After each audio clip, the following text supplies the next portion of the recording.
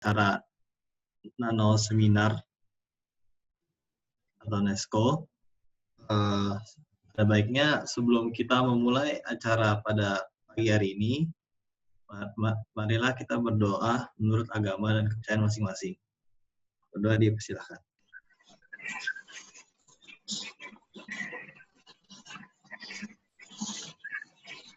Berdoa selesai.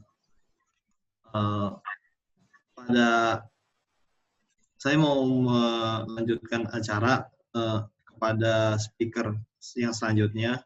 Dipersilakan kepada Ibu Dr. Etik Mardiati dan Pak Bambang Prihandoko untuk bisa memulai seminar pada siang hari ini. Mas.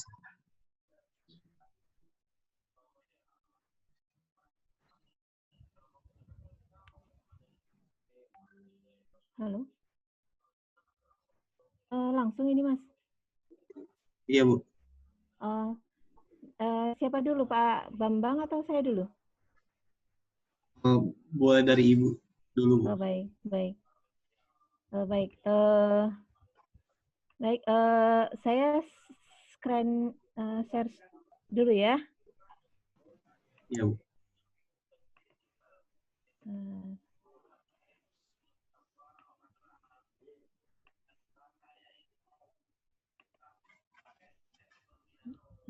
Oke. Mohon maaf, ini saya nggak bisa share screen, ini masih disable statusnya.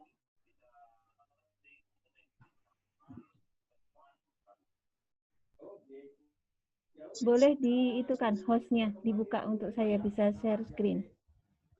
Baik, Bu, sebentar ya.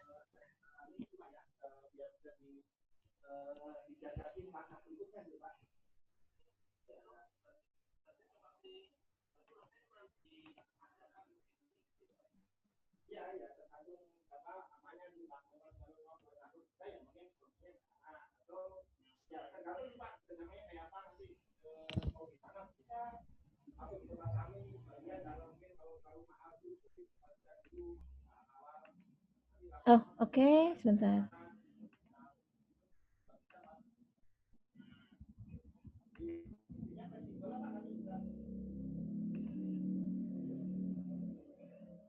Apakah sudah terlihat? Sudah, Bu. Oke. Baik, baik, saya mulai saja ya. Bismillahirrahmanirrahim. Assalamualaikum warahmatullahi wabarakatuh. Waalaikumsalam warahmatullahi wabarakatuh. Oh, ini ya, banyak orang yang masuk, perlu saya approve gini nih, gimana ya baiknya ya? Ada, ini hostnya memang cuma satu ya? Baik, dari pihak panitia saja yang Iya, ini soalnya keluar terus, oke ya. Baik, baik, saya mulai, Bapak Ibu sekalian, anak-anak ya. Ini pesertanya mahasiswa semua ya, Mas ya? Terima kasih atas undangan yang telah diberikan kepada saya. Merupakan satu kehormatan besar bagi saya bisa join ini di acara ini dan sharing sedikit pengalaman kami terkait dengan pengembangan material yang lebih ke arah untuk aplikasi biologi gitu, yang seperti itu. Nah, tema yang diberikan oleh panitia kepada saya adalah tentang pemanfaatan dan tren riset terkini nanomaterial yang difokuskan ke arah biomaterial. Nanti mungkin pembicara kedua, Pak Bambang Prihandoko dari LIPI, akan menyampaikan terkait dengan energi. Baik, sebelum memulai bahan materinya ya, izinkan saya untuk sedikit memperkenalkan diri. Oke. Saya sehari-hari bekerja sebagai peneliti utama bukan peneliti ya, saya prekayasa. Kalau di BPPT itu prekayasa, namanya prekayasa utama di bidang material kesehatan. Kantor saya di kawasan Puspitek Serpong. Jadi memang keseharian saya adalah mengembangkan berbagai material yang lebih ada untuk aplikasi kesehatan seperti itu. Kemudian pendidikan saya S1, S2, S3-nya lebih kepada S1 ke teknik kimia di Kumamoto University, kemudian di S3-nya saya lebih memfokuskan diri untuk ngambil bidang materialnya seperti itu. Selain sehari-hari bekerja di BPPT, saya juga aktif di Nanocenter Indonesia Research Institute, membidangi divisi pangan, kosmetik, dan farmasi. Ini lebih kepada kita hilirisasi produk ya, bagaimana riset-riset yang ada di lembaga penelitian itu kita bisa joinkan dengan industri seperti itu. Saya sangat concern untuk ke arah pengembangan dan aplikasinya seperti itu. Dan kemudian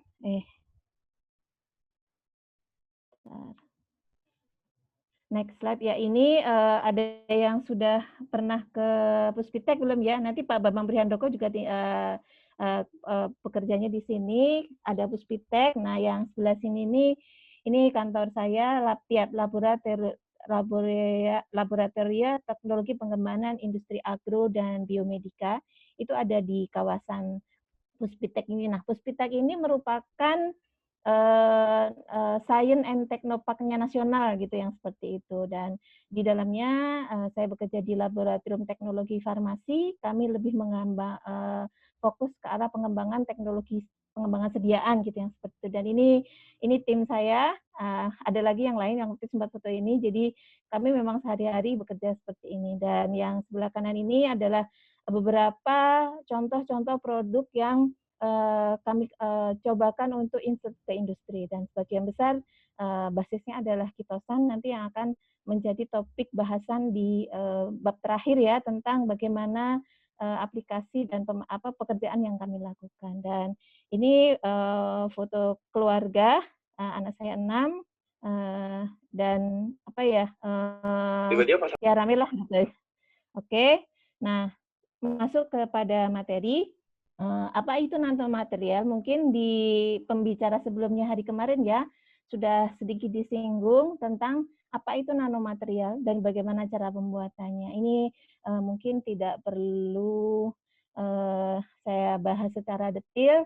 Secara umum bahwa ketika membicarakan nanomaterial, kita akan membicarakan sesuatu hal yang kecil, dimensinya kecil, yaitu sekitar 100 nanometer atau kurang. Dan kemungkinan ada lagi hal-hal lain yang sebenarnya masih menjadi belum kesepakatan secara nasional dunia ya, bahwa untuk material kesehatan itu kita kadang menghindari yang di bawah 100 meter itu, nanometer itu untuk alasan keamanan seperti itu. Nanti ini definisi secara umum. Dalam prakteknya masih ada aturan-aturan lain, baik itu yang dilakukan oleh FDA, kemudian Eropa dan sebagainya seperti itu. Jadi intinya adalah nanomaterial, kita membahas tentang sesuatu yang dimensinya ukurannya di bawah 1000 nanometer atau 1 mikro. Nah, karakteristik nanomaterial ini mungkin secara umum saja ya, yang mungkin kemarin sudah didapatkan. Jadi material nanopartikulat itu bentuknya macam-macam. Ada yang bentuknya nanopartikel, kemudian nanotube, quantum dot yang banyak dipakai untuk semikonduktor, kemudian nanokapsul ataupun nanoaerosol. Dan kalau kita lihat lagi, bentuknya juga macam-macam. Apakah dia single partikel, kemudian bentuknya agregat dan sebagainya. Dan kalau dilihat sekarang ini itu banyak dilakukan yang ke arah modifikasi permukaan. Jadi adakah permukaannya bisa di coating, kemudian dibuat double layer dan sebagainya seperti itu. Nah, itu terkait dengan informasi umum terkait nanomaterial. Mungkin kemarin sudah dapat ya terkait apa itu nanomaterialnya. Nah, sekarang fokus pada pembicaraan hari ini tentang biomaterial. Apa itu biomaterial? Seperti itu ya. Biomaterial itu adalah suatu substansi atau suatu istilahnya senyawa atau bahan misalkan yang gitu yang secara khusus dirancang atau direkayasa untuk berinteraksi dengan sistem biologi. Nah, sistem biologi itu biasanya apakah itu manusia ataupun misalnya juga hewan dan sebagainya dengan tujuan untuk aplikasi medis. Jadi ada target-target yang diinginkan, itu ke arah lebih ke arah pengobatan. Nah, pengobatannya apa?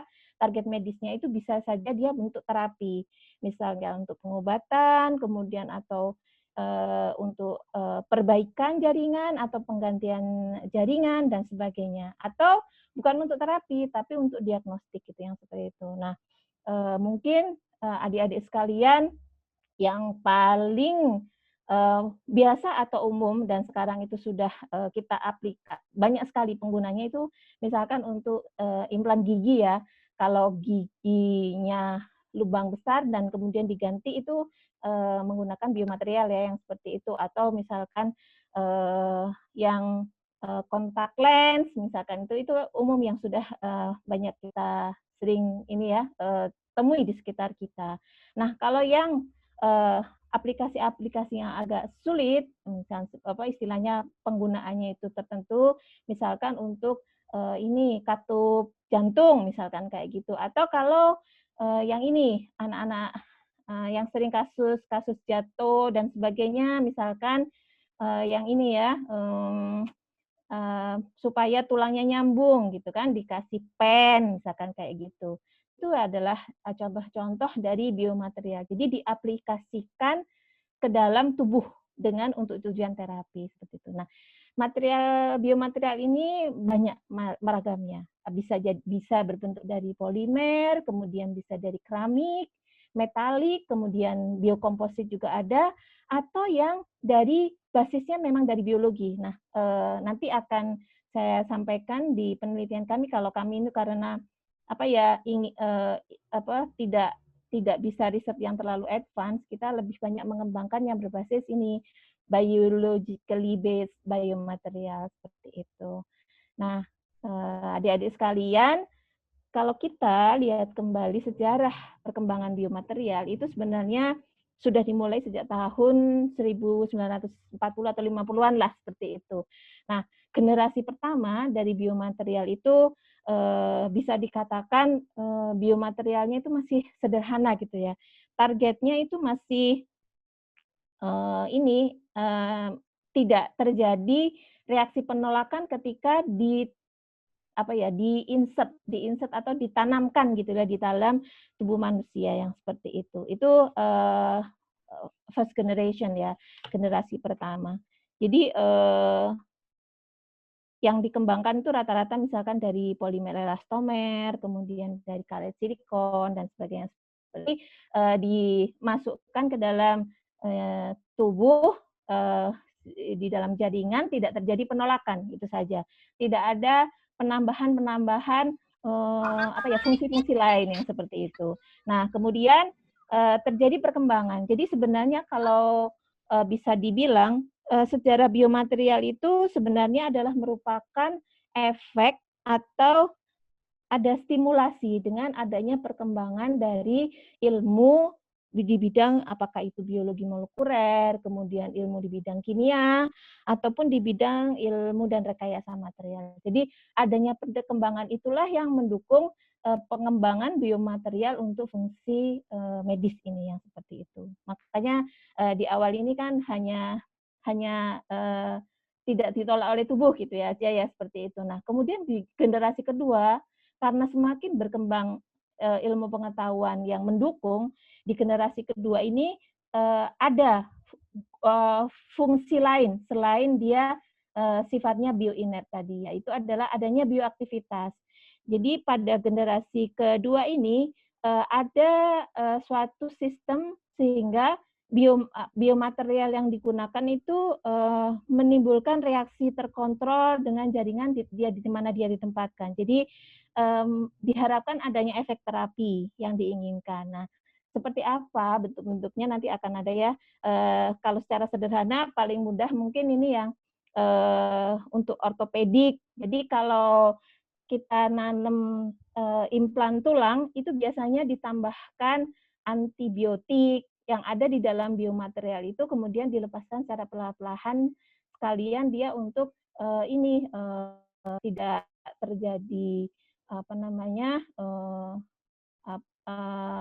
infeksi yang seperti itu. Jadi ada sistem reaksi terkontrol seperti itu, ada pelepasan obatnya. Ini di tahun 80-an mulai berkembang biomaterial untuk yang generasi kedua. Dan semakin berkembangnya ilmu pengetahuan dan teknologi, akhir-akhir ini ya, di akhir-akhir ini itu muncullah yang namanya generasi ketiga dari biomaterial. Jadi sifatnya jauh lebih advance lagi yang seperti itu. Adanya reaksi biointeraktif, kemudian integrasi, kemudian ada respon sel spesifik seperti proliferasi, diferensiasi, dan sebagainya. Jadi sifat baru atau fungsi-fungsi baru dari material itu diinsertkan di sini, di biomaterial ini. Nah, inilah yang sebenarnya menjadi sebuah tren terkini dari pengembangan biomaterial yang lebih memiliki fungsi pengobatan yang lebih gitu, yang seperti itu. Nanti adik-adik sekalian bisa membuka ini saatnya masa-masa pandemi ini kan kita lebih punya waktu untuk membuka-buka jurnal. Silakan dilihat bagaimana sekarang itu biomaterial perkembangannya sudah cukup pesat dan aplikasinya juga cukup banyak. Dan bisa dikatakan kalau saya lihat ya di Indonesia ini beberapa tahun ini kan intensi untuk ilmu medis ini kan berkembang ya. Kalau dulu itu kan kedokteran biasa, kemudian ada MIPA-nya. Nah, sekarang itu di bagian ilmu medis itu ada yang memang khusus untuk tentang medical device misalkan kayak gitu. Ini satu hal yang patut dijadikan sebagai kabar gembira. Artinya ketika ada jurusan S1 yang lebih ke arah sana, sebentar lagi mungkin Indonesia pengembangan biomaterial yang untuk aplikasi medis ini akan semakin jauh lebih berkembang yang seperti itu. Nah, ini secara singkat. Mohon maaf, nanti tolong saya diingatkan kalau waktunya udah hampir habis ya. Karakteristik biomaterial. Jadi biomaterial itu secara fisik kita bisa lihat bentuknya apakah itu keras, bisa fleksibel. Nah, sifat-sifat kimia yang harus dimiliki oleh biomaterial, yang pertama dia itu harus inert, artinya dia tidak boleh bereaksi dengan jaringan apapun di dalam tubuh. Ini kata kunci pertama, syarat dari biomaterial yaitu inert. Yang kedua syaratnya adalah non-toksik, jadi tidak menimbulkan reaksi beracun, tidak menimbulkan racun untuk tubuh. Ini biasanya dua ini, inert dan non-toksik itu menjadi syarat utama ketika untuk pengembangan biomaterial. Dan yang ketiga, ini menjadi akhir-akhir ini itu mulai berkembang, jadi kalau bisa itu nggak sering diganti, atau bisa penggantiannya bisa dalam waktu lama, misalkan untuk long term, pemakaiannya lebih lama. Mungkin ini kalau sudah ini ya, pernah ada yang mengalami pemasangan pen di tubuh itu, sekarang itu ada pen yang tidak perlu diambil lagi gitu. Jadi memang ada jenis-jenis orang yang patah tulang yang kemungkinan misalkan yang sudah tua gitu ya, dia tidak mungkin lagi untuk tulangnya tumbuh gitu yang seperti itu. Nah, biasanya dikasih jenis-jenis pennya itu yang long term gitu yang seperti itu. Nah, kalau secara singkat, ketika penelitian biomaterial, prosedurnya biasanya seperti ini. Yang pertama adalah kita melakukan sintesis, baik itu yang dari alam ataupun yang dari sintesis ya. Misalkan sistemnya kita pakai Tolgel, misalkan gitu. Kemudian karakterisasinya, berbagai macam karakterisasi fisikokimia yang bisa dilakukan karena ini terkaitnya dengan material ya, ilmu material, fisika, kimia, dan sebagainya itu kita pakai di sini. Nah, setelah karakterisasi ini karakterisasi secara bahan. Nah, kemudian karena diaplikasikan di tubuh, yang pertama itu harus kita clear dalam artian aktivitasnya di dalam tubuh seperti apa. Makanya ada yang namanya in vitro testing. Jadi secara tes uji menggunakan in vitro, belum ke dalam jaringan tubuh ya. Misalkan kita tes bagaimana aktivitasnya atau inertnya atau non-toxicity-nya itu menggunakan kondisi simulasi. Nah, biasanya ini kita menggunakan sistem disamakan dengan kondisi tubuh, misalkan kadar asamnya sekian, kemudian kadar basanya sekian, kemudian bagaimana respon di selnya, kita menggunakan sel line, kemudian bagaimana aktivitasnya, antibakterinya ada atau enggak. Nah, selain in vitro, itu ada juga yang testing harus dilalui, yaitu in vivo. Nah, biasanya ketika in vivo, itu kita menggunakan model, hewan model ya. Biasanya tergantung targetnya apa. Misalkan paling mudah dan paling sistemnya tidak terlalu dilaksanakan itu adalah menggunakan hewan model bentar kok lepas ya. Hewan modelnya itu adalah mencit atau tikus seperti itu. Ada juga kadang-kadang menggunakan hewan model kelinci. Kalau membutuhkan area pengamatan yang lebih besar. Misalkan contoh kita mengembangkan biomaterial untuk ini ya, terapi luka, misalkan dari kayak ini ya, kayak itu loh, yang patch gitu ya, patch untuk pengobatan luka bakar misalkan kayak itu. Kalau tikus itu terlalu sempit, biasanya kita menggunakannya kelinci yang seperti itu. Nah, setelah testing dan testing ini memenuhi persyaratan, barulah biasanya di pemanfaatannya. Ini untuk misalkan untuk ortopedi, untuk gigi dan sebagainya. Kalau contohnya itu adalah misalkan implan tulang, biasanya menggunakan ini kan misalkan untuk join atau untuk ini ya orang-orang yang patah tulang itu kan harus diukur ya apakah sesuai dengan tulang yang ada dan sebagainya.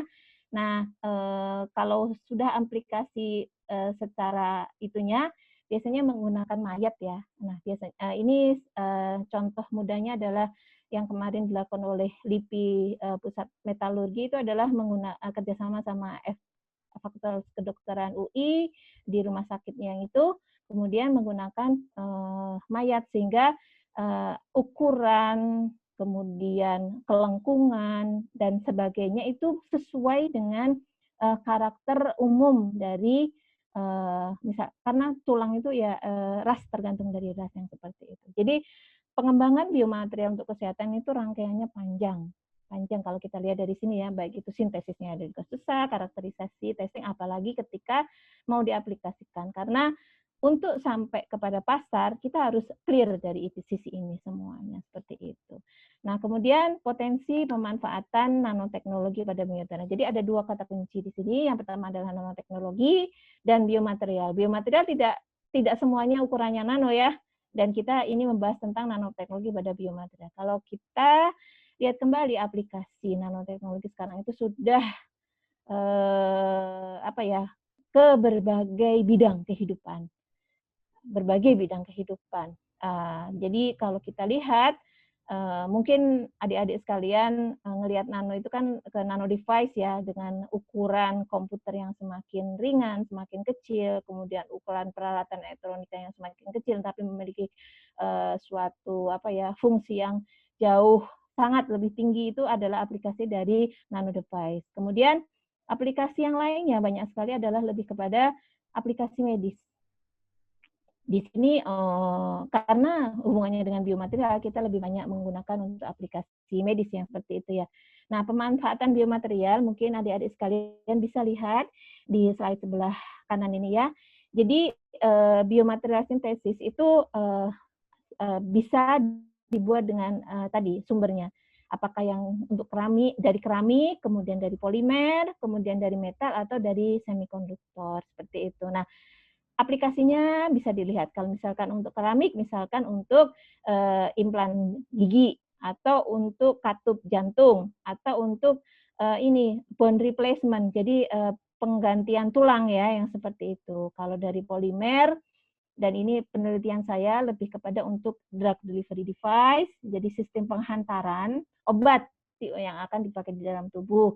atau untuk ocular implant. Ini biasanya yang kayak soft lens dan sebagainya itu ya, atau untuk pemakaian-pemakaian yang itu biasanya pakainya dari polimer seperti itu. Atau untuk dari metal. Jadi metal dan implan gigi ada juga yang dari metal ya selain dari keramik, atau untuk ini orthopedic fixation. Jadi yang tulang patah dan sebagainya itu biasanya dari metal. Nah, metalnya itu kalau tulang patah ini kebetulan saya punya pengalaman, anak saya pernah jatuh ya, kemudian operasi itu dipakainya dari titania gitu yang seperti itu. Atau dari semikonduktor. Ini lebih kepada aplikasi bukan untuk terapi, tapi lebih kepada diagnostik ya, misalkan untuk biosensor dan sebagainya. Jadi ditempelkan di dalam tubuh, kemudian sistem tubuh itu diinformasikan melalui biosensor ini seperti itu. Nah, jenis-jenis pemanfaatan biomaterial. Jadi biomaterial jenis-jenisnya tadi itu dicocokkan dengan tujuan dan lokasi pemanfaatan. Yang tadi ya di slide sebelumnya, di mana itu akan digunakan. Nah, biasanya dipilihlah biomaterial yang sesuai yang seperti itu. Itu kalau kita ingin ya mengembangkan penelitian ke arah sana. Nah, biomaterial ini bentuknya macam-macam. Misalkan ada yang bentuk jahitan atau serat ya, serat. Jadi kalau ini mungkin hampir semua punya pengalaman ya, baik itu luka ringan atau luka berat misalkan, atau dirinya atau keluarganya itu benang jahit itu saat ini itu sudah banyak digunakan dan sekarang itu umum ya, benang jahit yang tidak perlu dilepas lagi. Dia akan secara natural, secara alami akan degradable, akan hancur gitu yang seperti itu. Beda dengan zaman tahun dulu ya, tahun misalkan tahun 90-an, 70-an itu kalau orang habis operasi itu sebulan, seminggu atau berapa lama kemudian harus dicopot tuh benangnya gitu yang seperti itu. Nah, kemudian sekarang itu berkembang sangat pesat sekali untuk yang biomaterial bentuknya serat ini yang seperti itu. Biasanya dari polyglycolic acid yang seperti itu. Ada juga yang bentuknya film atau membran. Nah, ini yang banyak sekali dari bahan alam, polimer alam yang seperti itu untuk ini ya luka, kemudian sistem penghantaran obat, ada lagi yang berbagai macam ginjal. Bukan ginjal buatan sebenarnya ya, dia itu mengindus orang-orang yang insulinnya nggak bisa, itu artificial organ lah lebih kepada itu ya, yang seperti itu. Atau ada macam-macam yang bisanya bentuknya logam, keramik, bahan alam dan sebagainya yang seperti ini. Ini luas sekali biomaterial itu dan luas juga pemanfaatannya yang seperti itu. Nah, nanoteknologi pada biomaterial. Jadi material tadi itu ada beberapa yang memang sengaja dibuat atau direkayasa menjadi berukuran nano. Jadi biomaterial yang tadi ukurannya dikecilkan gitu ya, atau dibuat ukuran kecil dengan target adalah misalkan tadi biomaterial untuk drug delivery system adalah untuk mengoptimalkan penghantaran obat.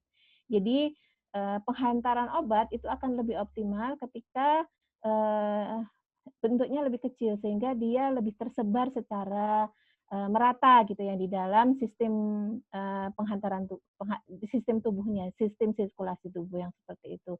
Kemudian tujuan kedua biasanya untuk mengurangi reaksi penolakan atau reaksi iritasi. Tubuh itu punya mekanisme yang cukup unik.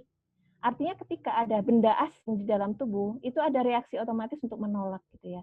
Semakin kecil ukuran itu reaksi penolakannya itu bisa diminimalisir yang seperti itu. Makanya pada ukuran yang sangat kecil sekali itu tubuh itu tidak menganggap itu sebagai benda asing gitu yang seperti itu. Kemudian ada lagi tujuan misalkan untuk masalah kelarutan ya. Sebagaimana kita tahu, mungkin kemarin sudah dijelaskan oleh pemateri sebelumnya ya, semakin kecil ukuran, tingkat kelarutan semakin tinggi.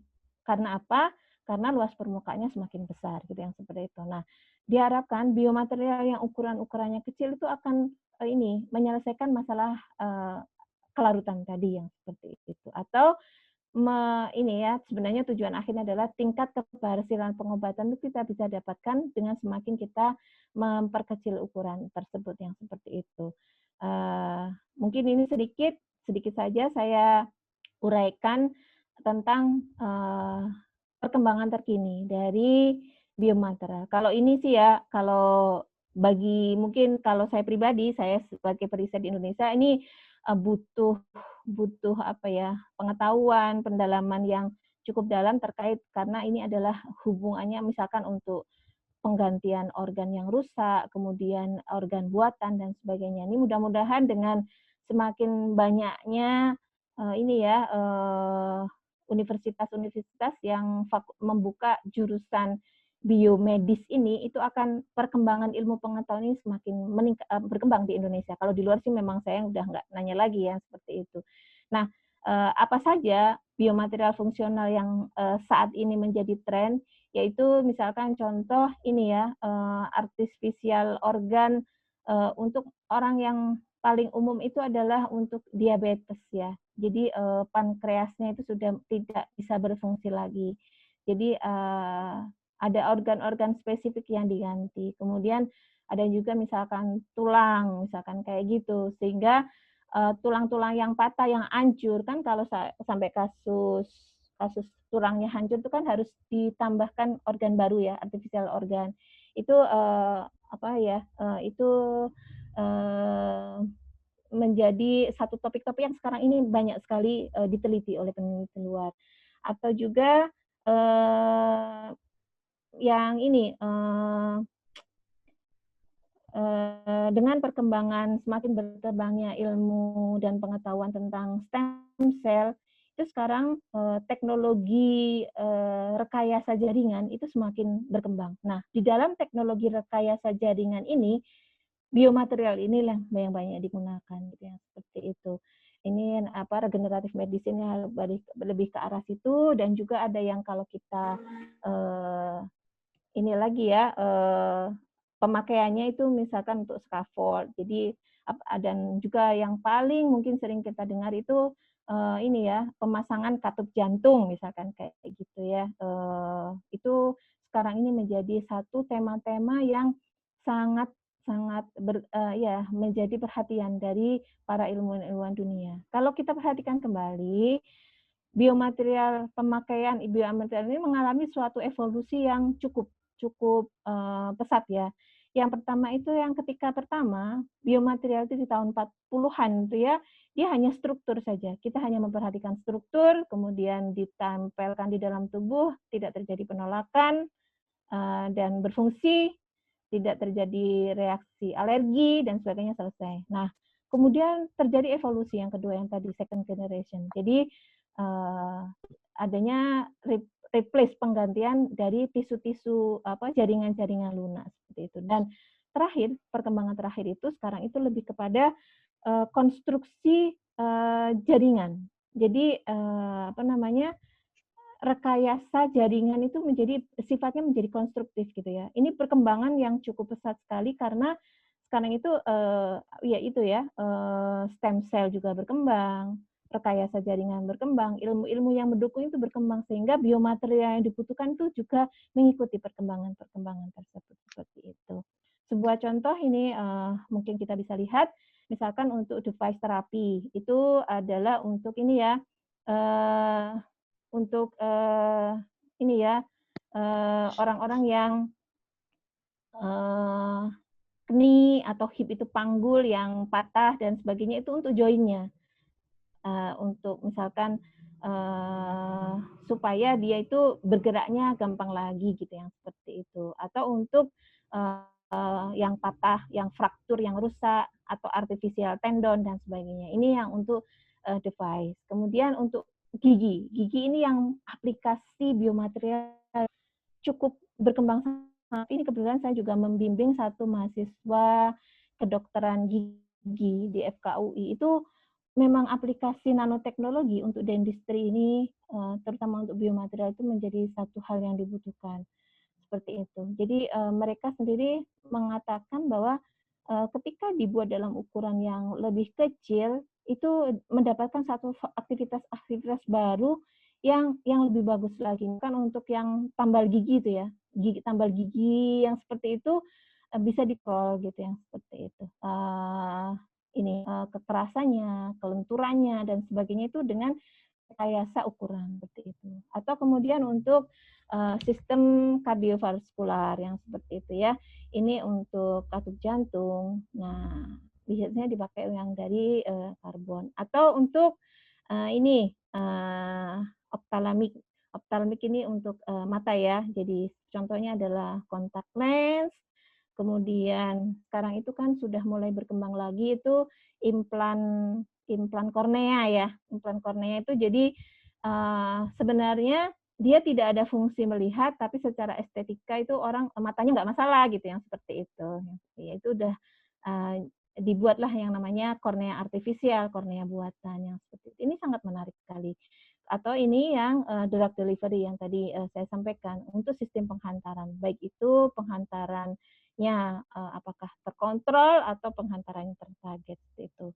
Ada juga aplikasi yang mungkin ini yang ada mahasiswa perempuan ya banyak sekali dengar yang ini ya suntik silikon, kemudian kulit buatan dan sebagainya itu menggunakan biomaterialnya silikon. Jadi supaya untuk lebih kepada lebih kepada kecantikan gitu ya seperti itu. Oke, nah terakhir izinkan saya kurang berapa menit lagi ya Mas?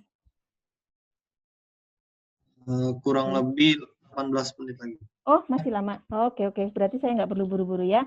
Oke maaf. Mohon aku 13 menit lagi maksudnya Bu. Oh oke, siap.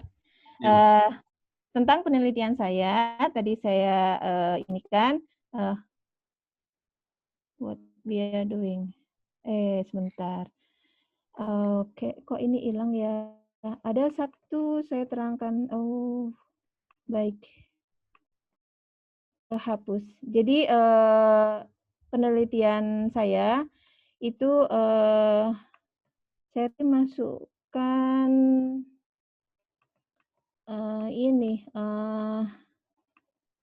masukkan ini track record penelitian saya ya. Sebentar.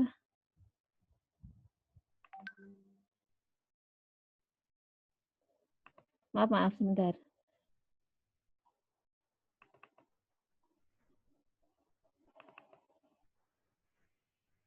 Oke, bentar. Nih, oke ya.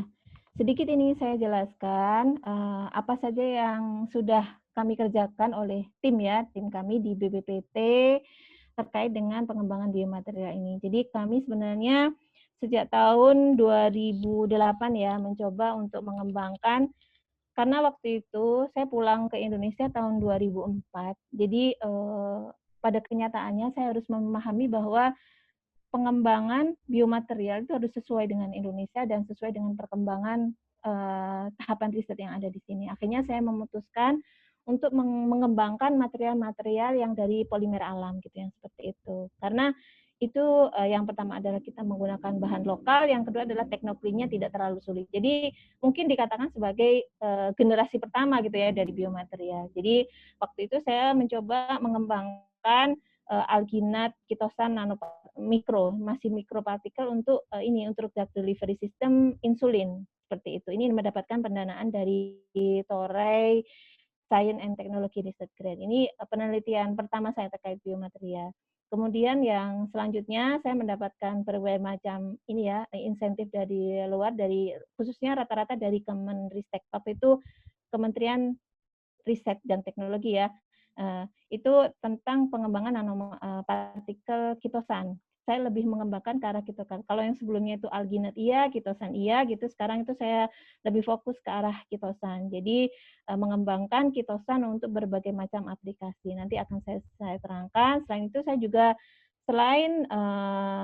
itu juga mengembangkan juga dari gelatin. Kemudian pernah melakukan penelitian, tapi ini agak sedikit kesulitan dalam sisi analisa itu untuk aplikasi via sel punca gitu yang seperti itu. Dan Kalau yang sekarang karena mendapatkan penugasan dari kantor saya untuk fokus ke vaksin, saya mengembangkan material-material untuk ajuvan vaksin yang seperti itu. Jadi lebih ke arah sana penelitian-penelitian saya. Dan yang saat ini kan prioritas riset itu ada yang namanya prioritas riset nasional ya.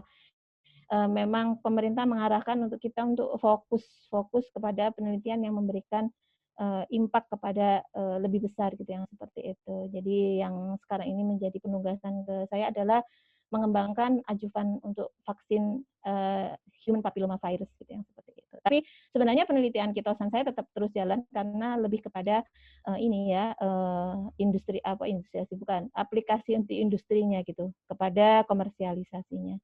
Baik, ini mungkin sedikit. Nah, kembali lagi ke slide tadi. Kenapa kitosan? Ya. Jadi kenapa saya harus riset kitosan? Yang waktu itu saya melihat adalah begini. Kalau kita lihat, mungkin adik-adik tahu ya apa itu kitosan ya. Jadi kitosan itu adalah biomaterial atau polimer alam yang didapatkan dari pengolahan kitin. Dari kitin ini banyak terdapat di hewan-hewan krustase, contohnya udang, rajungan, dan sebagainya. Kalau kita lihat lagi, udang itu kalau adik-adik makan ya, itu banyak kulitnya atau banyak dagingnya gitu kan? Pasti jawabannya banyak kulitnya gitu. Kita beli udang sekilo yang dagingnya cuman 300 graman gitu ya, 300 sampai 400 graman yang seperti itu. Dan limbah kulit udang ini sangat melimpah di Indonesia.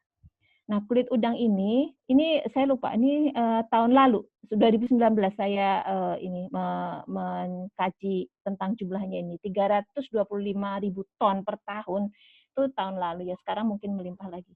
Itu adalah limbah.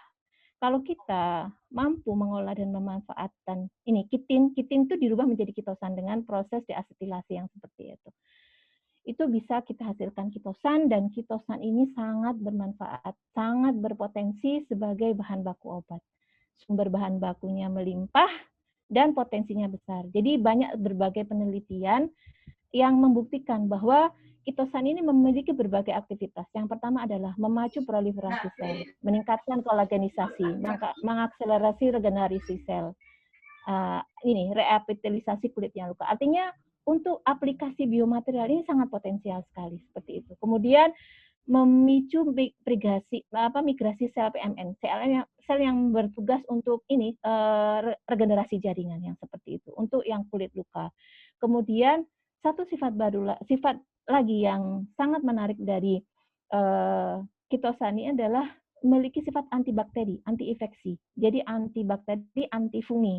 Ini satu sifat yang menjadi memenuhi persyaratan satu dari biomaterial. Dia pertama tidak toksik dan antibakteri sehingga tidak menimbulkan efek inflamasi ketika diinsertkan ke dalam tubuh yang seperti itu. Nah, kemudian ada lagi yang pemanfaatannya misalkan untuk yang luka ya, menghentikan pendarahan pada sel awal luka. Ini salah satu bukan salah satu ya, banyak sifat-sifat dari kitosan yang sangat cocok untuk diaplikasikan sebagai biomaterial seperti itu. Makanya kenapa saya pilih kitosan ini sebagai bahan penelitian saya seperti itu. Nah, ini saya cuplik dari paper.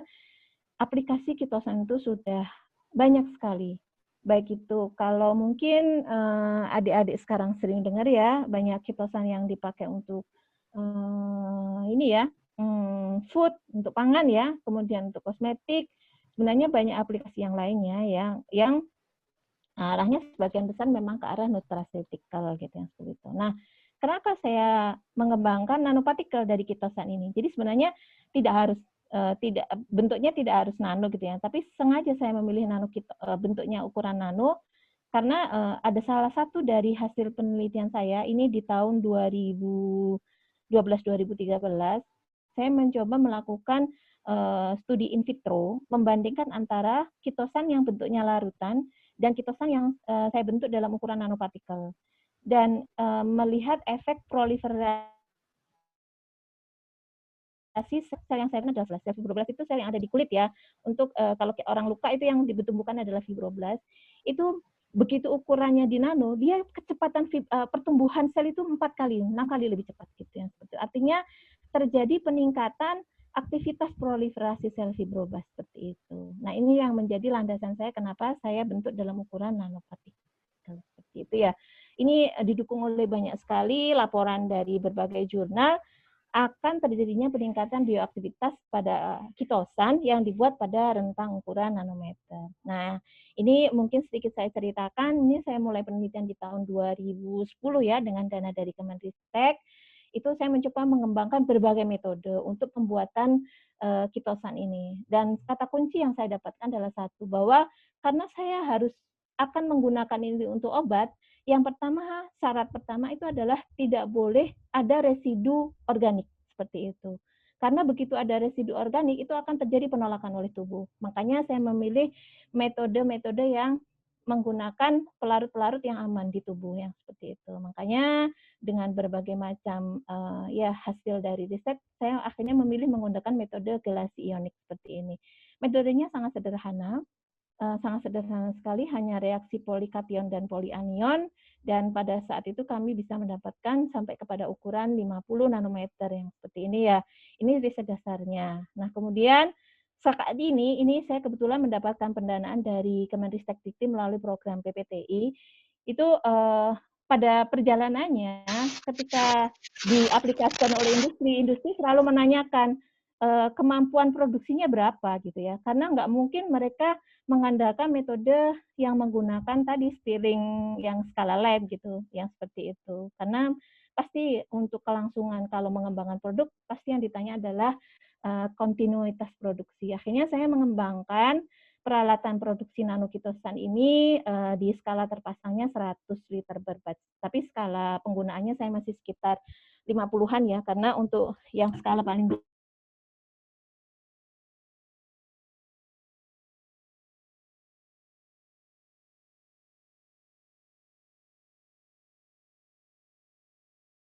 yang seperti itu. Dan alhamdulillah salah satu mitra itu memang secara rutin mengambil ya bahan nanokitosan ini dan dipakai untuk ini obat luka gitu yang seperti itu. Nah, ini saya sampaikan beberapa pemanfaatan. Waktu itu saya ingin mencoba kira-kira apa ya bahan aktif yang bisa saya insertkan ke dalam kitosan, nanokitosan ini. Yang pertama, ini waktu itu kerjasama dengan salah satu industri kosmetik nasional. Waktu itu kita mengajukan pendanaan bersama, yaitu untuk anti aging, kosmetik anti aging. Kalau anti aging itu banyak kan vitamin yang dipakai adalah vitamin A dan vitamin E gitu yang waktu itu saya pilih vitamin A dengan pertimbangan rata-rata untuk kosmetik yang dijual bebas OTC itu adalah dari vitamin A. Vitamin A, retinil palmitat itu secara umum bisa digunakan secara bebas, tapi permasalahannya adalah dia itu aktivitasnya lemah sekali gitu ya seperti itu. Sehingga orang-orang mengklaimkan vitamin A itu hanya sebagai moisturizing. Padahal target kita itu adalah anti aging. Jadi adanya regenerasi di kulit muka gitu yang seperti itu.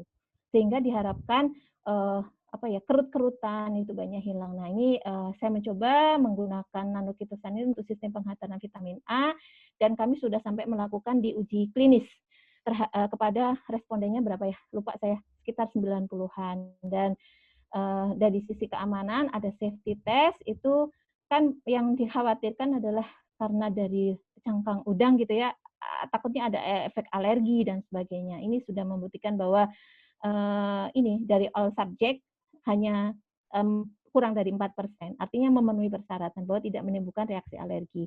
Kemudian dari uji efikasi ini sudah bisa membuktikan dalam penggunaan selama 4 minggu. Kalau kita tahu ya, jadi regenerasi kulit itu berlangsung selama sebulan ya.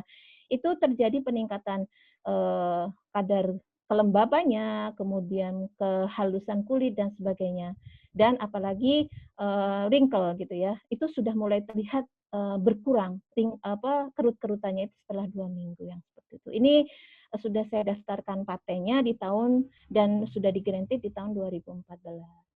Dan kemudian tapi juga memanfaatkan ini untuk ini ya bahan alam. Jadi sebagaimana kita ketahui Indonesia itu kaya dengan bahan alam yang memiliki banyak aktivitas-aktivitas pengobat kosmetik gitu yang seperti itu. Waktu itu ini karena ini ya kami banyak mengembangkan waktu pegagan waktu itu untuk kebutuhan pegagan dan ada satu lagi ya manggis kalau nggak salah ya, itu untuk kita melihat bahan aktifnya itu cukup bagus untuk proliferasi, akhirnya kita gabungkan pegagan dan kitosan ini, dan kami sudah ini ya mengujinya sampai ke tingkat molekular. Jadi kita cek bagaimana ekspresi gen yang berpengaruh itu kinerja terhadap ekspresi gennya seperti apa. Ini sudah terbukti secara molekular dan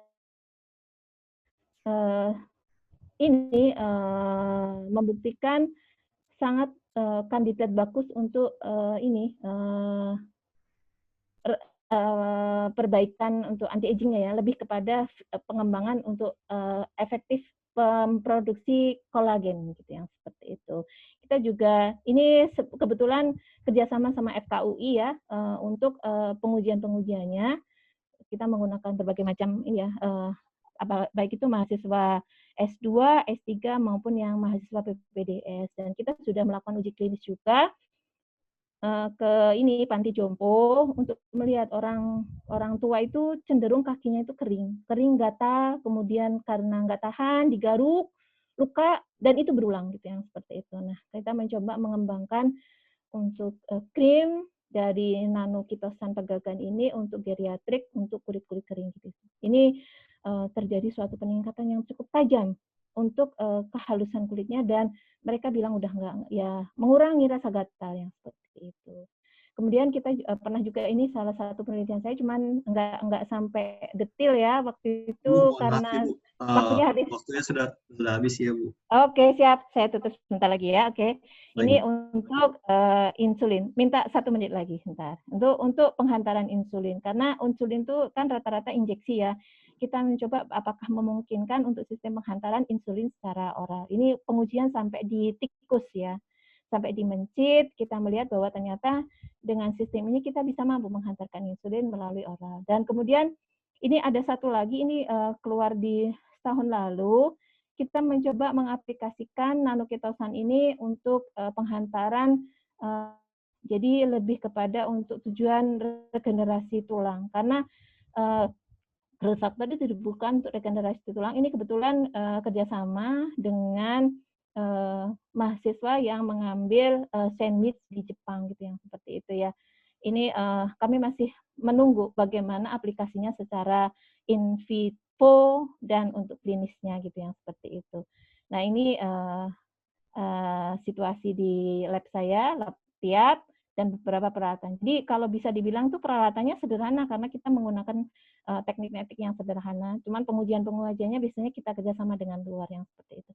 Mungkin demikian yang bisa saya sampaikan. Mohon maaf apabila ada kata yang salah atau kurang, dan terima kasih atas perhatiannya. Assalamualaikum warahmatullahi wabarakatuh.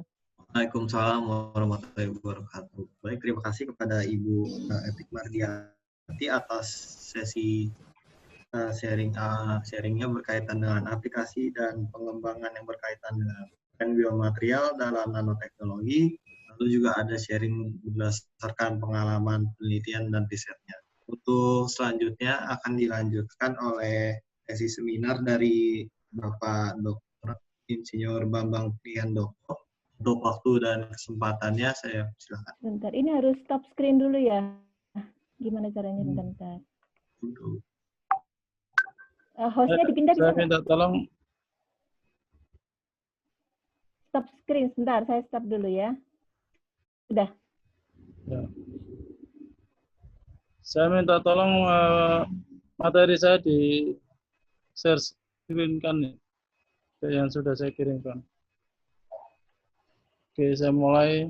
Bismillahirrahmanirrahim. Assalamualaikum warahmatullahi wabarakatuh. Alhamdulillah kita bisa ketemu pada hari ini. Selamat siang dan salam sejahtera bagi kita semua. Semoga kita semua sehat selalu. di saat pandemi seperti ini. Minta tolong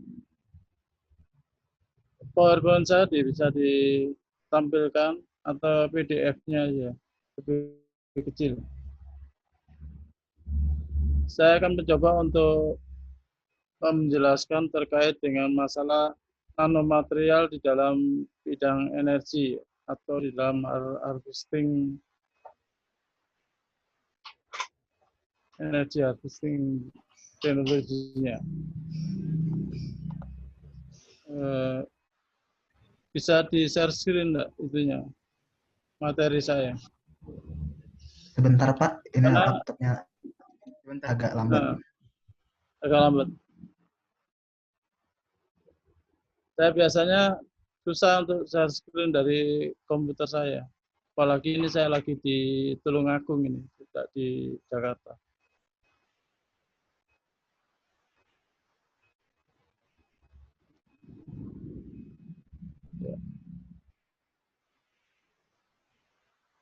Ya, sambil jalan ya, saya perkenalkan diri saya dulu. Saya peneliti di Pusat Penelitian Fisika, itu di kelompok penelitian daripada baterai litium dan superkapasitor. Ini terbentuk, keltiannya terbentuk sejak tahun 2016 kalau salah, 2016.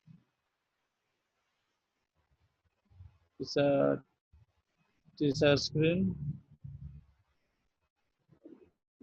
Apakah sudah terlihat, teman-teman? Gimana?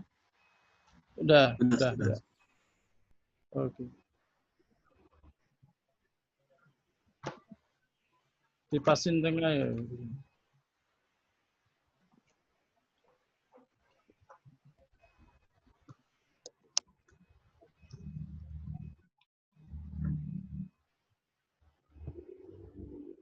Nggak bisa agak dikecilin, minta tolong. Nggak semuanya terlihat itu.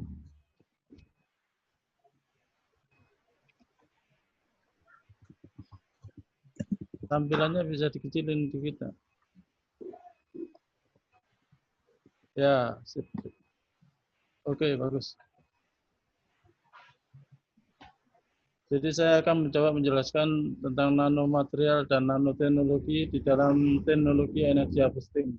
Dan nanti kaitan dengan penelitian saya di dalam baterai litium. Silakan.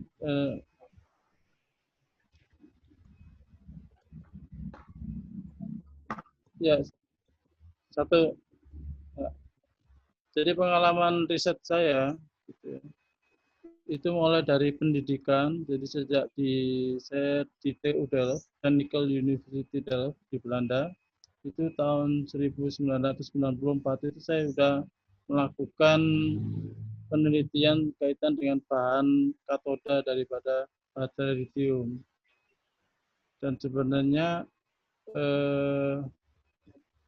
riset baterai litium itu dimulai sejak tahun 1990 di seluruh dunia. Jadi riset yang paling baru ini masih muda lah, 1990. Dan saya mulai dengan 1994.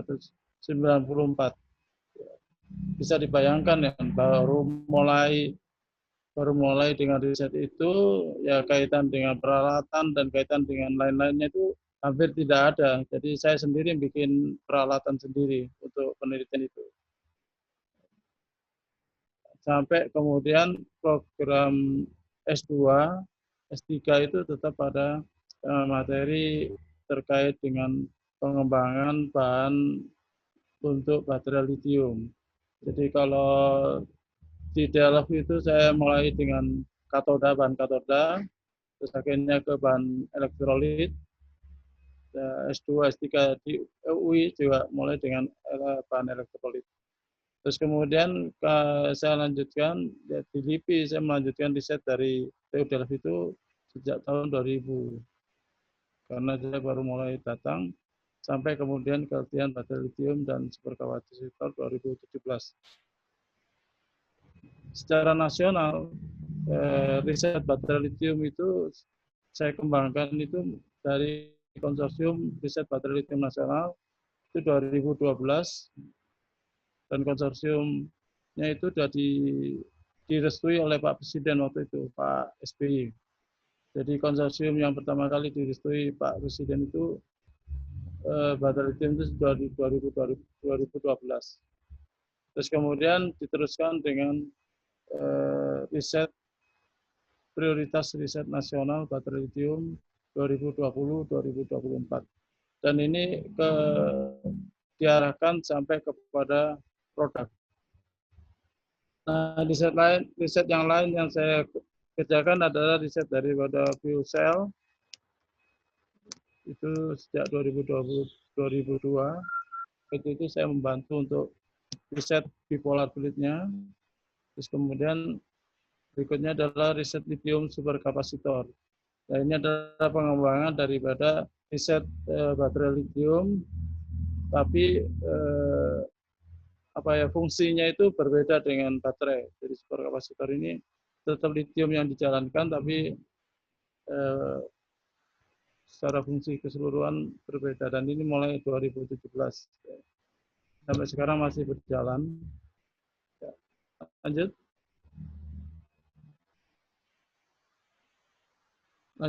Ya. Ya, sebentar sebelumnya. Ini bisa dikecilkan enggak? Yang tadi bagus ya. Jadi tidak kelihatan. Jadi di dalam kancah nasional itu saya pernah jadi koordinator konsorsium, tadi sudah saya jelaskan, riset baterai lithium itu 2012. Terus kemudian di PRN ini saya menjadi koordinator WBS 2 kaitan dengan bahan aktif dan lembaran 2020. Nah, ini cukup bagus. Ya, udah jangan dirubah lagi ya. Terus kemudian saya jadi Ketua Komite Teknis SNI Standar Nasional Indonesia tentang nanoteknologi itu sejak 2010. Ya. Dan mungkin juga ini saya akan jelaskan juga kaitan dengan masalah nanoteknologi ya. Itu nanoteknologi itu intinya sebenarnya tidak hanya ukurannya, mungkin ukurannya bisa mikro ya, atau bisa lebih besar lagi. Tapi fungsi daripada yang ditunjukkan itu dari ukuran secara nano. Itu misalnya kayak karbon nanotube ya. Karbon nanotube itu ukuran nanonya itu pada diameter tabungnya itu. Gitu. Tapi panjangnya itu bisa mikrometer. Tapi fungsinya dia itu pada tabungnya kan, dan itu pada tabung ada lubangnya itu. Dan itu ukurannya nano. Nah, kondisi seperti itu bisa masuk di dalam kategori nanoteknologi. Terus kemudian grafen. Grafen itu juga sama, satu lembar seperti kain gitu, ukurannya lebih lebar, bermikro, tapi fungsinya itu ditunjukkan pada struktur daripada grafen itu, di mana dia seperti grafit tapi satu lembar. Dan itu difungsikan pada lubang-lubang daripada itu. Terus kemudian saya juga lagi mengembangkan juga untuk superkapasitor juga, itu carbon sphere. Carbon sphere ini adalah seperti kelereng, bentuknya itu bulat seperti kelereng gitu, tapi permukaannya semuanya lubang. Dan ukuran daripada itu 2 mikro sampai 5 mikro ukurannya. Tapi lubang daripada yang tadi lubang-lubang dari semua permukaan itu jadi seperti karbon nanotube, tapi tersusun rapi seperti bola gitu, tersusun rapi seperti bola. Dan yang berfungsi adalah tabung itu, dan itu ukurannya sekitar 2-5 nanometer, sekitar itu. Dan ini termasuk daripada teknologi nanomaterial sebenarnya, teknologi daripada nanoteknologi.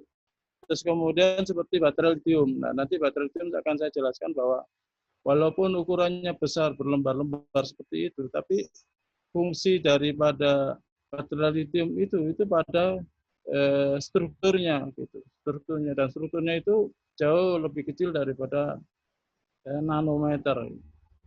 Kurang daripada 1 nanometer. Nah, itu nanti saya akan jelaskan lebih lanjut kaitan dengan penelitian. Terus kemudian saya juga jadi anggota Komite Teknis SNI Standar Dasar. Nah, di dalam SNI Standar Dasar ini adalah untuk memasukkan ataupun memberikan pengetahuan terkait dengan standar-standar ilmu pengetahuan yang baru gitu. Jadi banyak sekali perkembangan ilmu-ilmu pengetahuan yang baru kaitan dengan berbagai macam ilmu itu ada standarnya dan bahkan namanya satuan-satuannya itu ada semua di situ dan itu baru. Terus kemudian saya juga jadi anggota Komite Teknis SNI Kendaraan Listrik yang sekarang lagi dikejar untuk diperbanyak ya masuk SNI-nya supaya standar daripada kendaraan listrik yang masuk Indonesia itu bisa terpantau dengan baik. Terus kemudian saya secara internasional dalam organisasi society ya, Science Society International Science Society ini saya anggota daripada IMLB, International Meeting on Lithium Battery.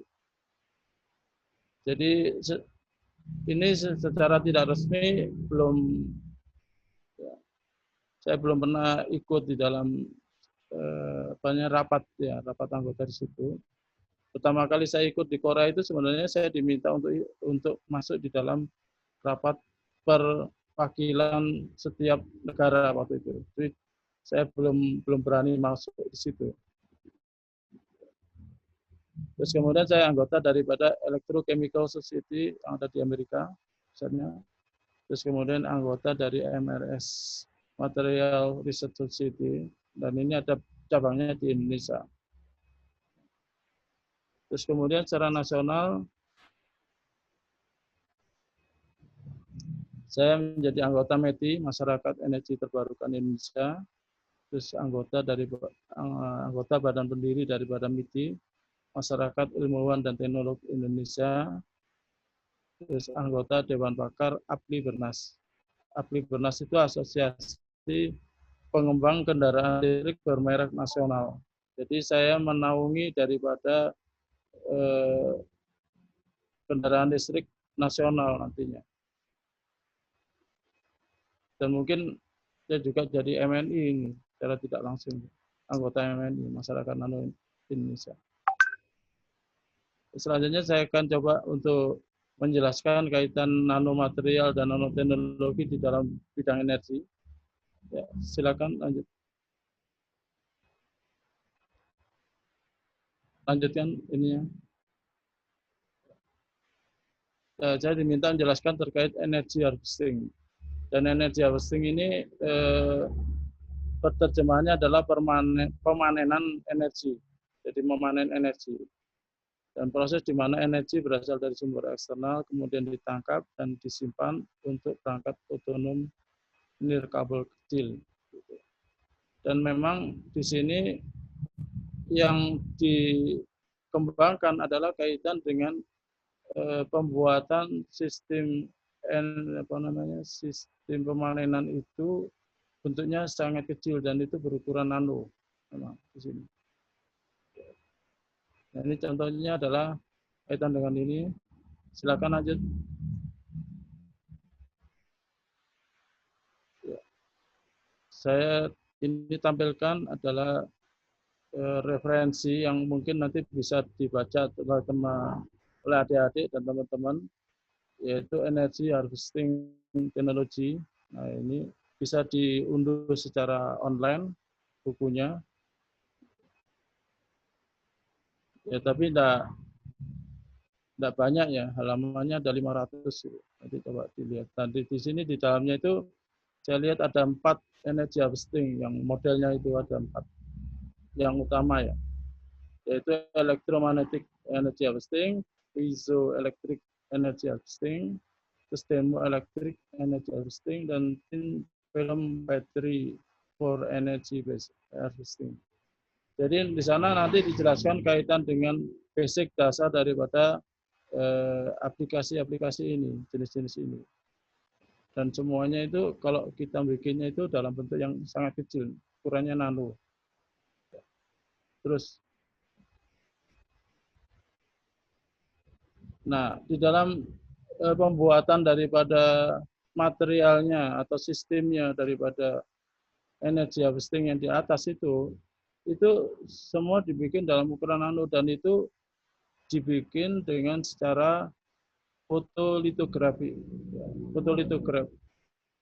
Dan alat ini hampir kebeli waktu itu tahun 2013. Tapi sayangnya udah bekas ya. Sehingga harganya waktu itu sekitar 7M yang bekasnya aja. 7M. Cuma memang harus ada di dalam ruangan yang sangat steril. Sterilnya cukup tinggi gitu. Cukup tinggi, lebih tinggi daripada untuk bikin semikonduktor kondisinya. Sehingga teman-teman juga pada tidak berani untuk mengambil ini. Tapi kalau dengan alat ini kita bisa membuat daripada sistem-sistem energy harvesting yang di atas tadi, yang ukurannya nano. Ya, lanjut. Dan ini salah satunya adalah terkait dengan electromagnetic energy harvesting. Dan ini membuat microcoil-nya itu dilakukan dengan fotolitografi. Jadi seperti dikotingkan gitu, dikotingkan di gambar, dikotingkan di gambar. Makanya disebutnya dengan fotolitografi itu. Jadi membuat itu. Dan konsepnya ini seperti di bawahnya daripada mikro itu, di mana di atasnya dipengaruhi oleh magnet gitu, koilnya itu. Ya, ini kalau aplikasinya itu seperti kereta listrik yang Kanzen gitu ya, dengan magnet itu. Bentuknya kecil tapi sangat bermanfaat untuk mengangkat benda yang lebih besar. Terus kemudian jadi bahasa goreng. Terus lanjut Mas. Nah ini piezoelectric energy harvesting. Sebentar. Piezoelectric ini memang sangat banyak macamnya, modelnya. Yaitu ada cantilever, cantilever juga ada 2, terus kemudian ada model gimbal, ada stack. Demikian. Dan ini pembuatannya juga pakai piezoelectric itu juga modelnya pakai fotolitografi tadi untuk menempelkan atau mengcoating itu. Modelnya seperti ini. Dan memang aplikasinya banyak gitu. Kaitan dengan sensor daripada jembatan atau sensor daripada bangunan, terus kemudian monitoring juga di dalam sepatu ya, sepatu itu dan sebagainya. Dan di sini memang banyak luas sekali untuk piezoelectric ini. Lanjut. Nah, yang ketiga adalah thermoelectric energy harvesting. Nah, ini juga pembuatannya dengan model tadi dan itu aplikasinya juga sangat banyak daripada thermoelectric ini.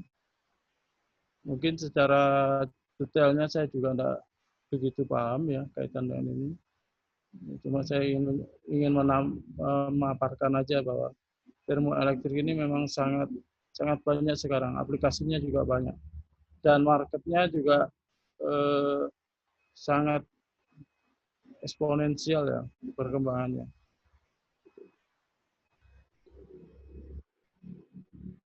Terus lanjut. Kemudian yang keempat adalah terkait dengan thin film battery untuk energy harvesting ya.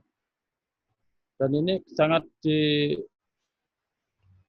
dikaitkan dengan pengembangan daripada MEMS, microelectronic machine itu. Jadi MEMS itu energinya daripada baterai seperti ini. Sehingga aplikasinya pun jadi banyak gitu. Karena MEMS itu seperti mesin tapi yang kecil dan bisa dipakai untuk macam-macam. Terutama berkaitan dengan medical. Medical ini banyak sekali perkembangannya juga, terutama tadi seperti apa namanya jantung ya, untuk menjalankan atau melancarkan daripada detak jantung itu juga bisa dengan ini. Nah, ini adalah kaitan dengan nano yang memang benar-benar ukurannya nano gitu, ukuran nanomaterial, dan sistemnya juga sistemnya nano. Jadi sistemnya sangat kecil, energi sistem untuk memanen energinya itu sangat kecil dalam ukuran nano, dan makanya itu dibuat dengan fotolitografi seperti tadi. Nah, sekarang saya coba jelaskan kaitan dengan teknologi baterai lithium. Nah, kalau teknologi baterai lithium itu bisa dijabarkan seperti ini. Ya. Jadi mulai baterai pack-nya itu sangat besar, bahkan kalau untuk mobil itu sampai seluruh dasar daripada mobil itu dipakai untuk baterai pack, seperti Tesla itu.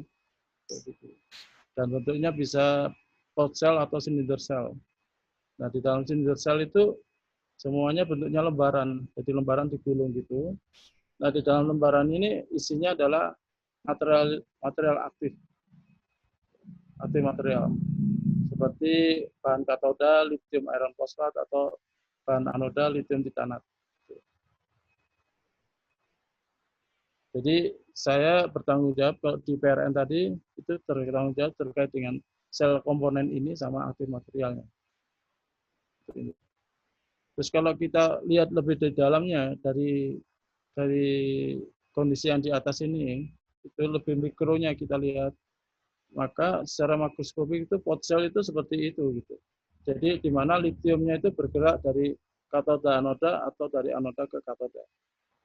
Terus kemudian di dalam daripada lembaran itu bisa dilihat di sel komponennya ini itu ada bindernya, ada carbon back-nya, ada bahan aktifnya di situ.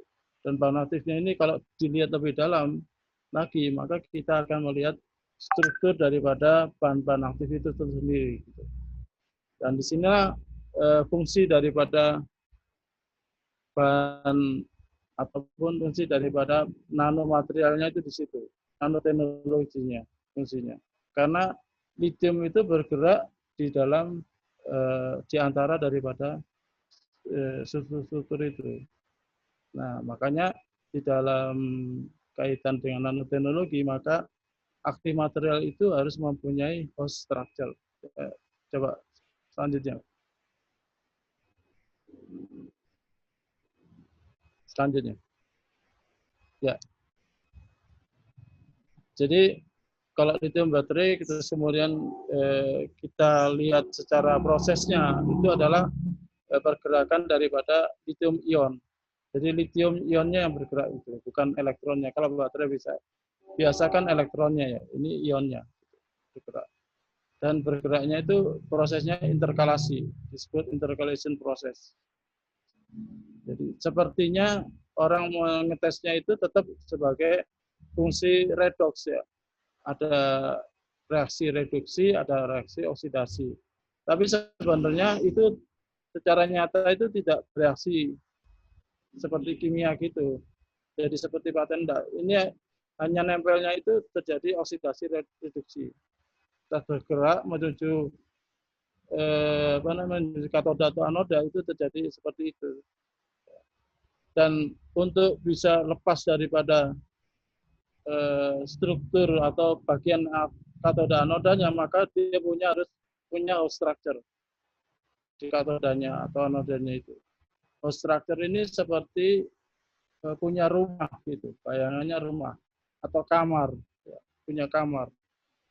Kalau kita bayangkan gedenya ya, itu seperti rak buku. Jadi seperti rak buku seperti ini, di mana bukunya bisa disimpan di mana-mana. Nah, di sini lithium bisa masuk secara itu. Tapi raknya tidak boleh ambruk. Begitu bukunya diambil, raknya kan tidak ambruk. Gitu.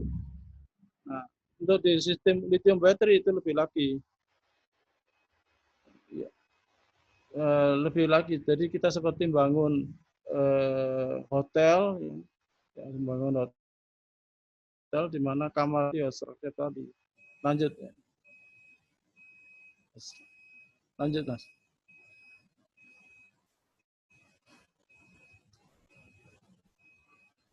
Iya.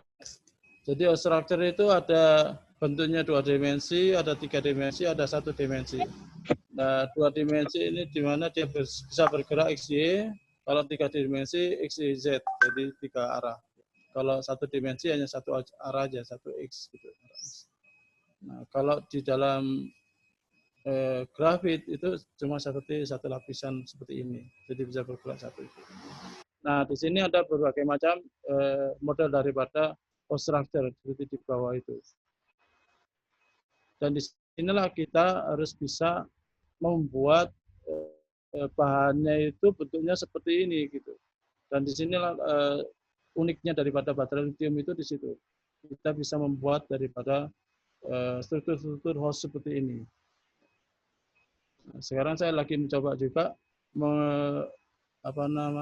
mengkombinasikan seperti ini, kombinasi daripada C dan D, lithium metal fosfat atau lithium metal silikat, sehingga menjadi bentuk model daripada hotel yang mempunyai ruangannya tidak hanya kamar, tapi ada ruangan untuk meeting, bahkan ada ruangan untuk seperti wedding dan sebagainya gitu. Yang itu bisa mengumpulkan banyak orang. Dan di situ inginnya saya bisa mengumpulkan banyak lithium, sehingga lithium yang bergerak menjadi banyak dan kapasitasnya menjadi besar. Gitu. Awalnya sih masih kelihatan sudah cukup bagus, tapi bagaimana memfungsikan seperti itu, ini perlu diambilkan lagi, di riset lebih dalam lagi. Lanjut. Ya.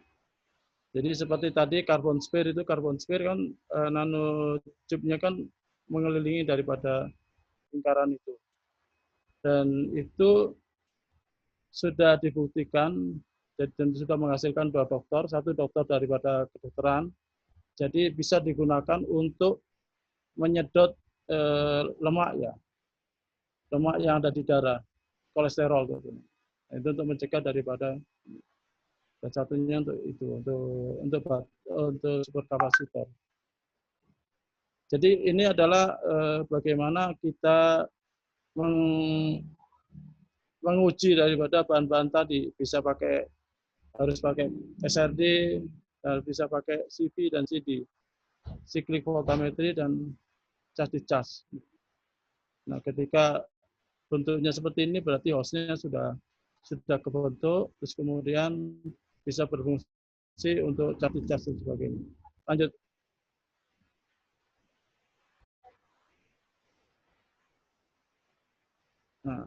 Nah, kita juga mengembangkan LMP. Mengapa kita mengembangkan LMP ini? Karena secara utuh structure tadi itu disusun oleh network structure. Jadi ada network structure-nya itu sebagai fondasi daripada structure itu sendiri, sehingga bentuk daripada kamarnya itu bisa kelihatan dan bisa melihat bahwa itu kamarnya itu cukup kuat atau tidak gitu. Dari situ, dari network structure ini. Dan network structure daripada lithium metal fosfat itu dibentuk oleh fosfat, sehingga oksigennya ini cukup kuat untuk dijaga, sehingga bahannya ini menjadi aman. Sehingga aman dan recycle-nya bisa sampai 100%. Maka lifetime-nya juga bisa lebih besar daripada baterai-baterai yang biasa. Itu bisa sampai 21 tahun. Nah, ini kalau ini dipakai untuk mobil, maka umur baterai dan umur mobil itu bisa sama. Terus lanjut Mas.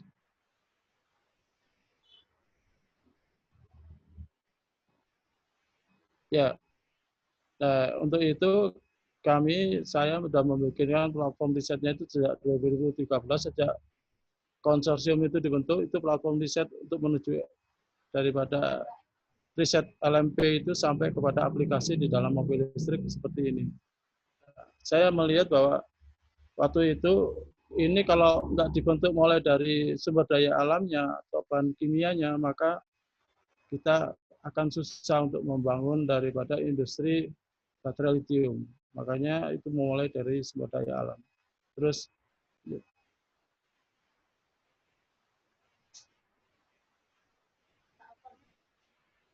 ya, dan ini hasil-hasil dari penelitian itu, alhamdulillah kita bisa memproses dan mendapatkan bahan-bahan kimia daripada lithium, kita bisa mangan, bisa, dan sekarang kobalt dan nikel juga sudah bisa kita buat, kita ekstraksi, dan itu tidak sama seperti ekstraksi yang ada di Morowali ya, Morowali atau itu.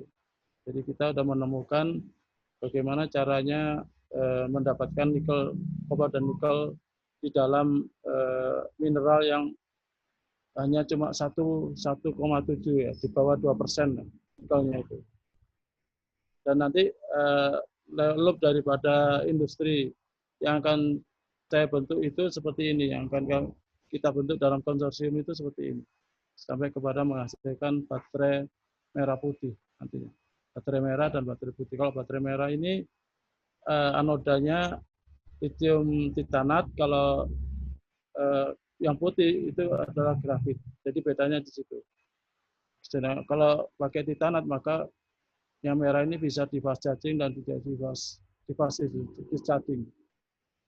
Jadi cukup cocok untuk mobil listrik. Ya, lanjut Mas. Oke, terima kasih. Jadi itu yang bisa saya sampaikan pada hari ini. Mudah-mudahan ini bisa memberikan semangat ya pada adik-adik dan teman-teman sekalian.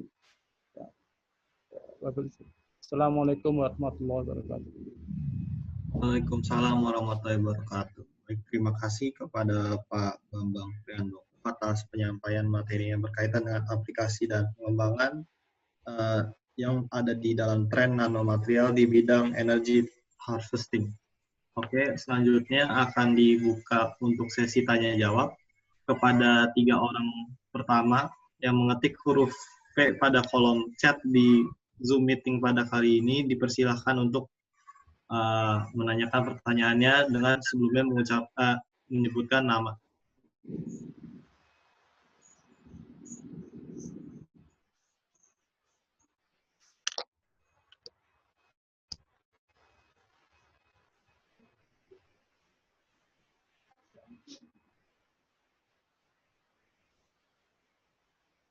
Baik, sudah ada satu penanya. Apakah ada 2 orang lagi yang ingin bertanya sebelum dimulai sesi tanya jawab?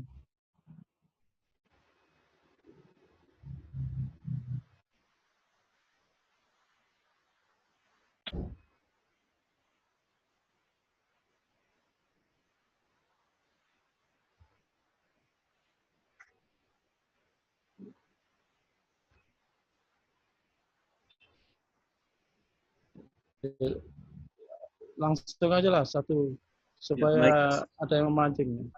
Sepertinya sudah tidak ada penanya lagi. Kepada Fatih Alwi Siregar, dipersilakan untuk menanyakan pertanyaan. Terima kasih moderator. Assalamualaikum warahmatullahi wabarakatuh. Perkenalkan, nama saya Fatih Alwi Siregar, Teknik Metalurgi UI angkatan 2018. Di sini saya punya beberapa pertanyaan. Yang pertama, untuk Ibu Etik, pertanyaan saya, mungkin kan kita sebagai mahasiswa jurusan material ya, sampai saat ini mungkin yang dipelajari di kampus, kebanyakan karakterisasinya mungkin untuk hasil sintesa material tersebut, maksudnya seperti kayak tadi Pak Bambang menjelaskan ada XRD, ada SEM, ada BET, dan lain-lain. Nah, untuk di biomaterial ini kan ada uji biologis. Pertanyaan saya, sejauh mana materials engineer ini harus memahami mengenai pengujian biologis tersebut. Untuk pertanyaan keduanya, untuk Bu Etik juga, kebetulan kan Bu Etik juga punya latar belakang dari Nanocenter Indonesia. Pertanyaan saya, sejauh mana komersialisasi untuk teknologi implan dan drug delivery system di Indonesia? Untuk Ibu Etik itu. Pertanyaan selanjutnya untuk Bapak Bambang Prihandoko. Tadi saya melihat di background riset, history riset Bapak, awalnya Bapak meneliti mengenai fuel cell, kemudian meneliti lebih fokus ke baterai lithium. Pertanyaan saya, dengan latar belakang Bapak yang sangat banyak tersebut, prospek mana yang lebih besar untuk menjadi sumber energi untuk electric vehicle?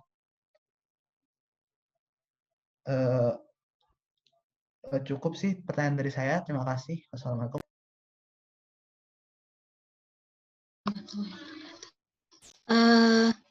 Pak Bambang dulu apa saya dulu yang menjawab? Mungkin dari Bu Etik sendiri. Silakan Bu Etik dulu. Baik. Terima kasih Mas Fatih Alwi Siregar atas pertanyaannya. Ini pertanyaan yang cukup bagus sekali karena ini terkait dengan ini ya, bagaimana seharusnya ini ya seorang mahasiswa itu mendalami ilmu pengetahuan. Tadi yang ini ya, karena memang jurusannya material, jadi memang karakterisasi lebih banyak kan yang karakterisasi fisiko-kimianya ya, yang seperti XRD, SEM, dan sebagainya. Kalau pengembangan biomaterial, itu ketika kita mengembangkan material, itu yang memang karakterisasi yang pertama dilakukan memang karakterisasi yang seperti itu. Itu memang sesuatu yang wajib. Dan itu memang embedded di ketika pengembangan ya, artinya apakah material yang kita dapatkan sesuai dengan yang kita inginkan desainnya dan sebagainya. Itu yang saya dulu pelajarnya juga itu gitu. Nah kemudian karena aplikasinya untuk aplikasi biologi, ada hal baru yang harus kita pelajari yaitu uji biologi. Nah sejauh mana pengetahuan yang diperlukan itu kalau menurut hemat saya itu kita sebaiknya tahu pengetahuan dasarnya. Artinya uji biologi itu seperti ini loh, dasar-dasarnya kita tahu. Sementara detailnya itu kita namanya kolaborasi. Jadi ilmu pengetahuan yang berkembang sekarang itu lebih cenderung lebih kepada multi bidang, lintas keahlian dan sebagainya. Makanya kenapa tadi saya ceritakan ketika saya mengujikan pengujian di sisi klinis, saya nggak ngerjain sendiri. Saya bekerja sama dengan Fakultas Kedokteran. Saya juga ketika awal, bidang saya kan teknik kimia dan teknik material ya. Saya tidak banyak mempelajari biologi ini gitu. Tetapi kemudian karena saya ditempatkan di Pusat Teknologi Farmasi dan Medika, mau nggak mau saya harus belajar. Awalnya ya saya belajar otodidak gitu yang seperti itu. Nah, sejalan dengan itu, makin kita tahu, makin kita sering dengar, makin dalam. Nah, saran saya sih untuk mahasiswa ya, yang pertama adalah pengetahuan dasar. Itu kan kita bisa bacalah lah ya. Apalagi adik-adik itu muda itu ini banget apa istilahnya kemampuan menyerap ilmu pengetahuan itu makin tinggi. Jadi pengetahuan dasar tentang uji biologi itu ya setidaknya tahu, tetapi dalamnya ketika mengerjakan itu kerjasama. Sekarang nggak tahu apakah memungkinkan ya untuk misalkan skripsi itu lintas bidang, tapi biasanya sih skupnya kan kecil aja ya. Artinya seperti itu pengetahuan dasar tahu lah seperti itu. Kayak saya sekarang saya banyak mempelajari, saya bukan orang farmasi, tapi saya mempelajari tentang mekanisme obat dan sebagainya. Itu sebagai pengetahuan dasar saja. Kalau ditanya detail saya nggak tahu gitu. Tapi secara umumnya saya paham gitu yang seperti itu. Mungkin itu ya jawabannya pertanyaan pertama. Kemudian yang kedua terkait dengan sejauh mana komersialisasi tentang teknologi implan. Jadi ini mungkin saya sampaikan sepanjang apa yang saya tahu, apa yang ada di instansi saya di BPPT. Kebetulan bukan di unit kerja saya, tapi unit kerja lainnya itu Pusat Teknologi Material itu mengembangkan tentang ini implan tulang yang dari metal ya, yang seperti itu. Kebetulan saya waktu beberapa tahun lalu itu membantu untuk insert antibiotiknya dan sebagainya. Itu sudah pada posisi sekarang itu sudah selesai registrasi di Kemenkesnya. Tetapi secara kenyataannya itu belum banyak dokter-dokter ortopedi yang menggunakan ini hasil karya anak bangsa ini. Nah, ini memang ya salah satu dari PR kita bersama terkait dengan pemanfaatan teknologi anak bangsa ini. Karena butuh kerjasama lintas bidang, lintas stakeholder dan sebagainya supaya komersialisasi ini jalan seperti itu. Pada kenyataannya sih lebih banyak pakai implan dari impor ya, yang seperti itu gitu. Padahal secara itu sudah, kalau nggak salah posisi itu sudah masuk di e-katalog kalau nggak salah yang dikembangkan oleh BPPT itu gitu ya. Tapi pada ya industrinya, mitranya sudah ada, tetapi pada proses penjualannya, komersialisasi itu artinya ke seberapa banyak itu terjual gitu ya, yang seperti itu belum terlalu seperti yang diharapkan gitu, yang seperti itu. Artinya memang untuk komersialisasi itu satu tahapan yang lebih sulit lagi daripada pengembangan, daripada riset gitu ya. Karena komersialisasi itu banyak sekali lembah-lembah kematian yang harus dilalui gitu, yang seperti itu. Mungkin demikian yang bisa saya sampaikan. Terima kasih.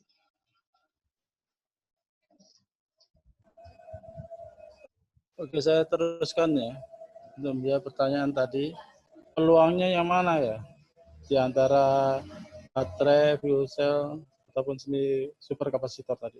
Kondisinya seperti itu.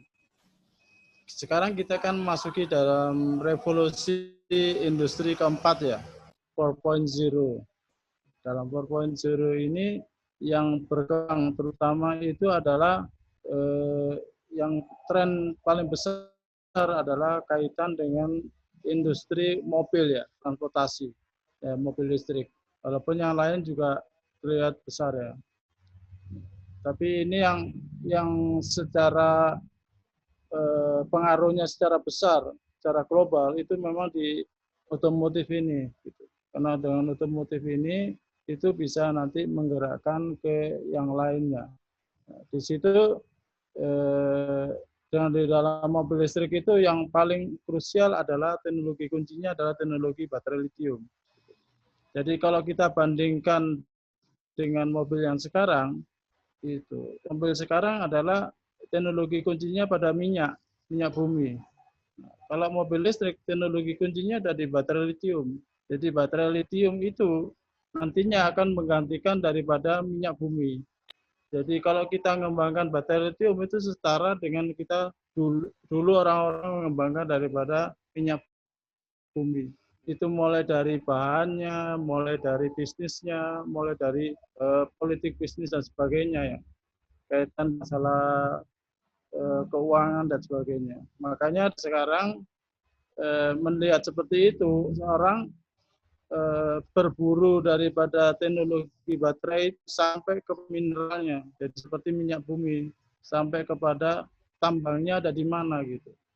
Karena baterai litium itu harganya itu sangat dipengaruhi oleh bahan kimianya tadi. Seperti saya tadi jelaskan tadi, bahan kimianya kan banyak, ada litium, ada mangan, ada wiru dan sebagainya. Nah, orang melihatnya cuma nikel terutama. Nah, nikel itu yang punya tambang nikel terbanyak itu Indonesia, seluruh dunia. Makanya mereka pada lari ke sini. Cuma tambang kita dieksplorasi itu tidak bisa menghasilkan nikel yang siap untuk dijadikan bahan katoda terutama. Tapi sebenarnya nikel itu tidak hanya untuk bahan katoda, bisa untuk plat yang untuk menyambungkan ketika bikin bikin selnya itu ya, sebagai kutub positif kutub negatifnya itu. Terus ketika nyambungkan untuk bikin baterai pack-nya atau baterai modulnya tadi, itu pakai nikel, plat nikel itu. Jadi nikel sangat dibutuhkan banyak sekali di situ. Nah, cuma untuk teknologi memproses ya, ekstraksi dari nikel yang cuma di bawah 2% itu belum banyak yang bisa. Dan kita alhamdulillah LIPI sudah bisa melakukan itu kaitan dengan ini, dan itu di bawah sampai 1,5% pun kita bisa untuk memproses itu. Terus kemudian litium. Litium, apakah kita punya litium? Nah, kan jadi pertanyaan kan itu. Litiumnya harus banyak gitu. Dan sebenarnya kita tidak perlu khawatir, litium itu pasti akan diproduksi terus oleh matahari. Jadi matahari itu kan sistemnya kan fusi ya, fusi energi. Kalau fusi energi itu memang besar hasil daripada energinya itu. Dan itu fusi daripada helium dan hidrogen. Helium kan 2, hidrogen 1. Jadi kalau difusikan jadi 3 positif ya. 3 itu adalah litium. Jadi produk daripada matahari itu litium. Jadi litium itu menghujani terus daripada bumi ini. Yang daerahnya lebih luas itu adalah lautan. Jadi litium itu banyak di lautan sebenarnya. Dan kita coba proses litium itu di lautan itu.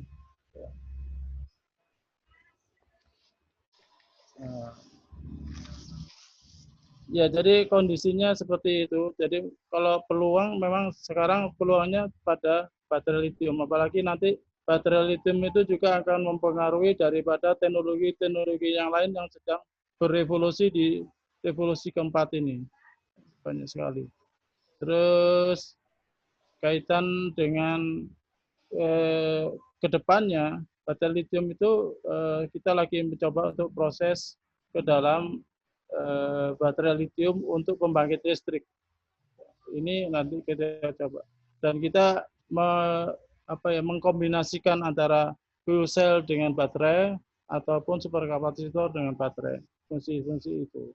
Kalau fuel cell dengan baterai itu menjadi lithium air battery. Jadi hanya dengan oksigen aja itu baterainya udah bisa nyala. Gitu. Terus kemudian ada lagi lithium yang sekarang lagi ngetren juga lithium sea water battery. Nah, jadi itu adalah kombinasi antara elektrolisa air dengan lithium battery.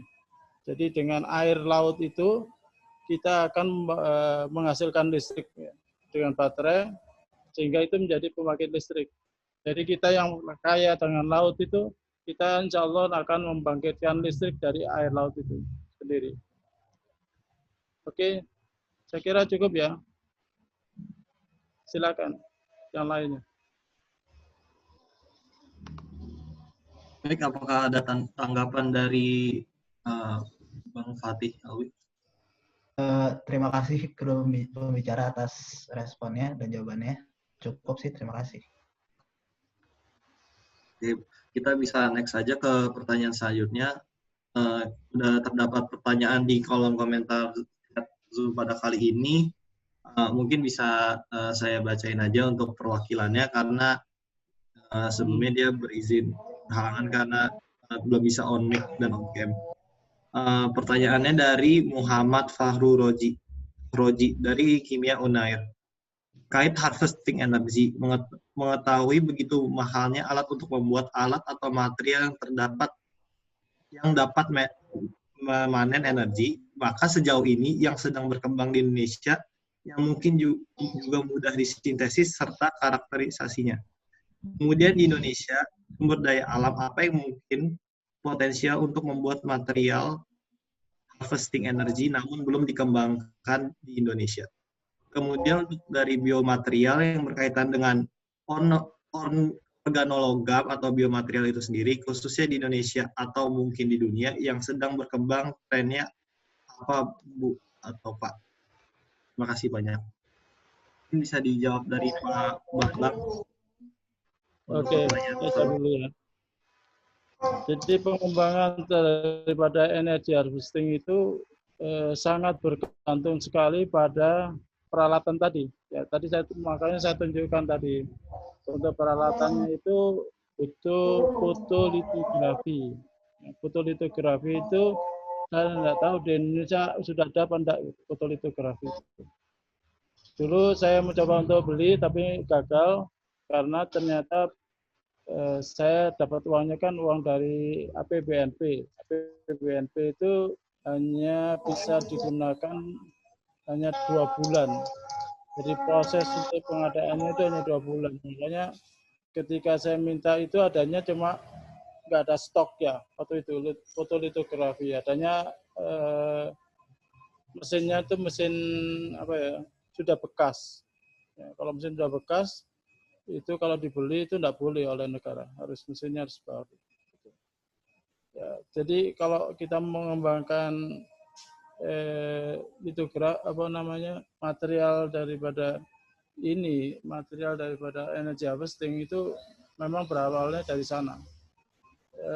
Terus kemudian kaitan dengan mana yang lebih bagus ya, itu di masalah termoelektrik itu sangat bagus anunya. Tapi piezoelektrik juga mungkin bisa juga, sama baterai yang kecil ya. Baterai yang kecil itu sekarang kebutuhannya juga makin banyak. Jadi kalau untuk baterai yang secara energy harvesting, untuk yang kecil itu materialnya memang tetap material seperti material katoda dan anoda yang biasanya aja, seperti grafit dan seterusnya. Kondisinya seperti itu. Dan itu harus bisa dikotingkan dengan ukuran nano. Jadi benar-benar ukuran daripada sistemnya itu nano gitu. Jadi sangat kecil sekali, sehingga coatingnya juga harus titik per titik atau dot per dot ya. Kalau ukurannya model dot gitu. Mungkin itu yang bisa saya berikan. Ya, silakan dilanjut Bu Eti. Ya. Oke. Pertanyaannya terkait dengan ini ya, perkembangan tren penggunaan organologam ya. Ini mohon maaf sebenarnya saya tidak terlalu banyak tahu terkait dengan penelitian organologam ini. Organologam itu kan material spesifik yang ada karbonnya itu ya, yang seperti itu ya. Mohon maaf ini saya tidak terlalu banyak trennya penelitiannya yang saya tahu. Cuman kalau terkait dengan yang logam-logam itu biasanya pemakaiannya itu lebih kepada untuk device yang tadi yang saya pernah ceritakan, untuk apakah dia untuk apa namanya, seperti untuk katup jantung dan gitu-gitu yang seperti itu untuk logam ya. Nah, untuk karakteristik organologam sendiri mungkin Mas siapa nih dari UNED, Fahrul Razi, mungkin bisa nanti dieksplor lebih lanjut. Secara umum tuh ketika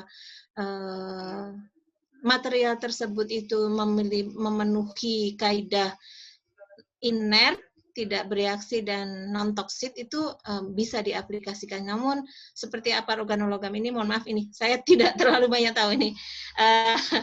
Apa namanya, belum pernah belajar tentang organologam ini. Mohon maaf.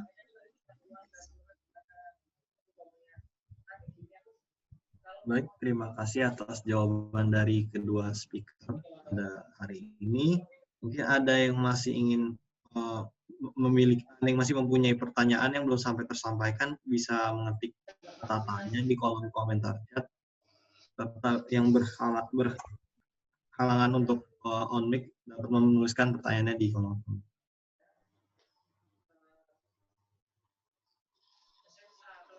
Ada yang masih ingin bertanya?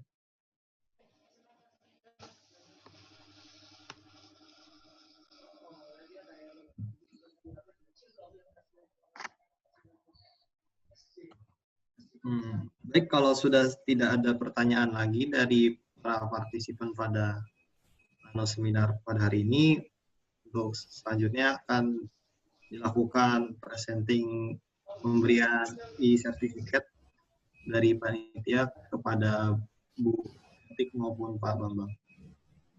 Silakan kepada panitia.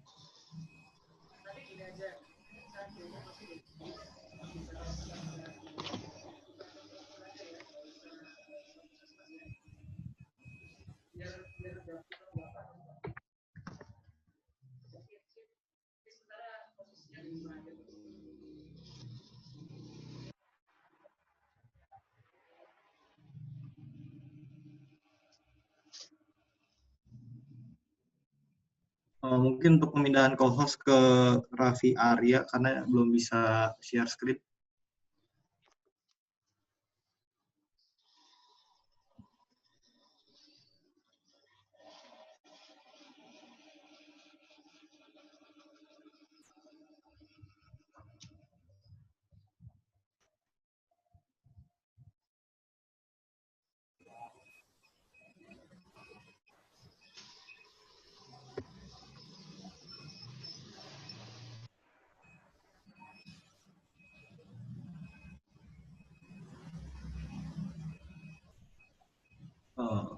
Apakah sudah di screenshot untuk bukti dokumentasi? Baik, untuk sesi selanjutnya ada sesi closing statement dari masing-masing speaker. Apakah ada pesan-pesan yang ingin disampaikan dari masing-masing speaker untuk seminar pada hari ini? Baik, silakan. Baik, adik-adik sekalian, terima kasih yang pertama atas undangannya, kemudian sukses selalu dengan acara ini. Saya salut dan apresiasi sekali atas keinginannya ya untuk mengetahui lebih banyak tentang tren riset terkini tentang penelitian baik itu biomaterial maupun energi, karena topik-topik inilah yang sebenarnya menjadi tren dunia yang seperti itu. Jadi semangat dari adik-adik sekalian itu sangat saya apresiasi dan terus semangat untuk belajar. Yang kedua adalah bahwa ilmu itu sekarang itu rata-rata lintas disiplin. Jadi perbanyak kolaborasi, pengetahuan luar bidangnya gitu, yang seperti itu yang tadi pertanyaannya sangat bagus sekali tadi. Apakah sepanjang apa saya harus tahu terkait dengan uji biologi yang kayak gitu? Itu pertanyaan sangat menarik sekali yang patut menjadi renungan kita ya. Ini Fakultas Teknik Metalurgi, tapi keinginan tahuannya semoga tinggi dan banyak tahu hal-hal di luar bidangnya dan banyak bekerja sama. Tetap semangat dan sukses selalu. Terima kasih. Dari saya, alhamdulillah dari teman-teman anak adik dan teman-teman sekalian ini sangat bersemangat untuk memasukkan di dalam memasuki daripada riset nanomaterial. Kondisinya memang di dalam tren revolusi industri keempat ini sangat dibutuhkan material-material yang sangat-sangat efisien atau smart material. Semuanya serba smart material, smart energi, smart atau apapun. Dan itu bergantung sekali pada aplikasi daripada nanomaterial ini memang. Oleh karena itu, mungkin nanti kalau mengambil atau mengembangkan lagi terkait dengan riset dan pendidikan, ya mungkin nanti ke arah situ. Karena di revolusi industri keempat itu semuanya akan berbasis pada kondisi yang sangat-sangat detail dan semuanya serba smart. Ya, mungkin itu dari saya. Dan kemudian yang kedua yang perlu diperhatikan, sekarang Ristek Dikti ataupun Indonesia itu sebenarnya sangat membutuhkan sekali bahwa riset itu bisa sampai kepada pabrik, gitu, bisa sampai kepada produksi. Memang itu sangat sulit gitu. Banyak sekali lubang-lubang kematian kata Bu Edi tadi. Ya, jurang-jurang kematian daripada untuk masuk ke dalam industri. Apalagi nanomaterial ya. Nanomaterial ini prosesnya itu merupakan pabrik yang manufacturing ya, manufacturing pabrik. Gitu. Manufacturing ini sangat rentan sekali kepada perubahan daripada proses atau perubahan daripada ukuran. Begitu di skala scale up, maka akan terjadi perubahan daripada parameter, perubahan alat dan sebagainya. Dan itu memang sangat rumit untuk masuk ke dalam pabrik itu. Ya, kaitan dengan baterai lithium itu juga rumitnya di sana. Begitu anodanya ini dibikin secara nano, maka akan sangat cepat melakukan aglomerasi. Dan untuk aglomerasi ini begitu misalnya kita kaitkan dengan cuma berapa gram, ya, antisipasi daripada aglomerasi itu lain sekali kalau kita melakukan scale up lagi beberapa kilo, apalagi nanti masuk ke dalam ton ya. 1 ton atau berapa itu antisipasinya kan banyak beda sekali, dan itu memang sangat rumitnya di situ kondisinya. Tapi itu menjadi tantangan ya, tantangan bagi kita untuk bisa melakukan solusi dari setiap halangan-halangan itu. Apalagi teknologi material ya, Pak Alwi ya, Mas Alwi, memang sangat sangat berat itu dikaitan dengan manufacturing. Oke, mungkin itu dari saya. Baik, terima kasih atas closing statement dari kedua speaker yang hadir pada seminar pada hari ini. Sebelum kita menutup acara pada hari ini, mari kita berfoto bersama untuk kegiatan dokumentasi. Oleh karena itu, dimohon untuk pada semua peserta yang ikut pada nano seminar pada hari ini untuk menyalakan kameranya. Terima kasih.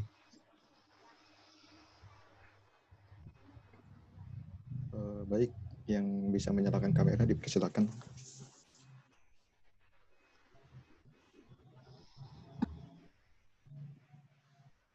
Oke, kita hitung 1, 2, 3. Sekali lagi 1, 2, 3. Slide selanjutnya 1, 2, 3. 1, 2, 3. Slide terakhir 1, 2, 3. 1, 2, 3. Ya, terima kasih. Baik, terima kasih.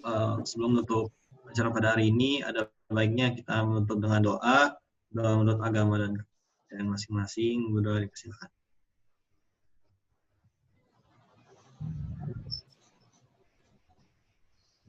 Berdoa selesai.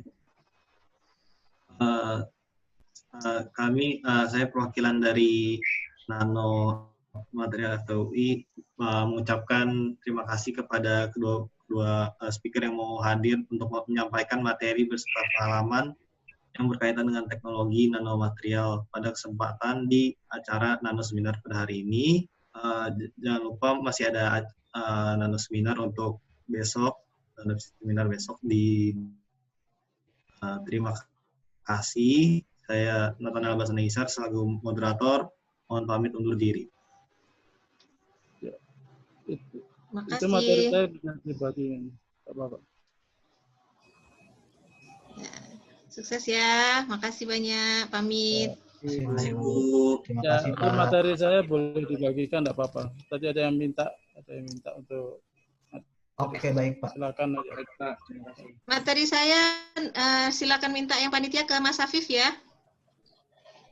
Iya, Bu. Baik. Enggak.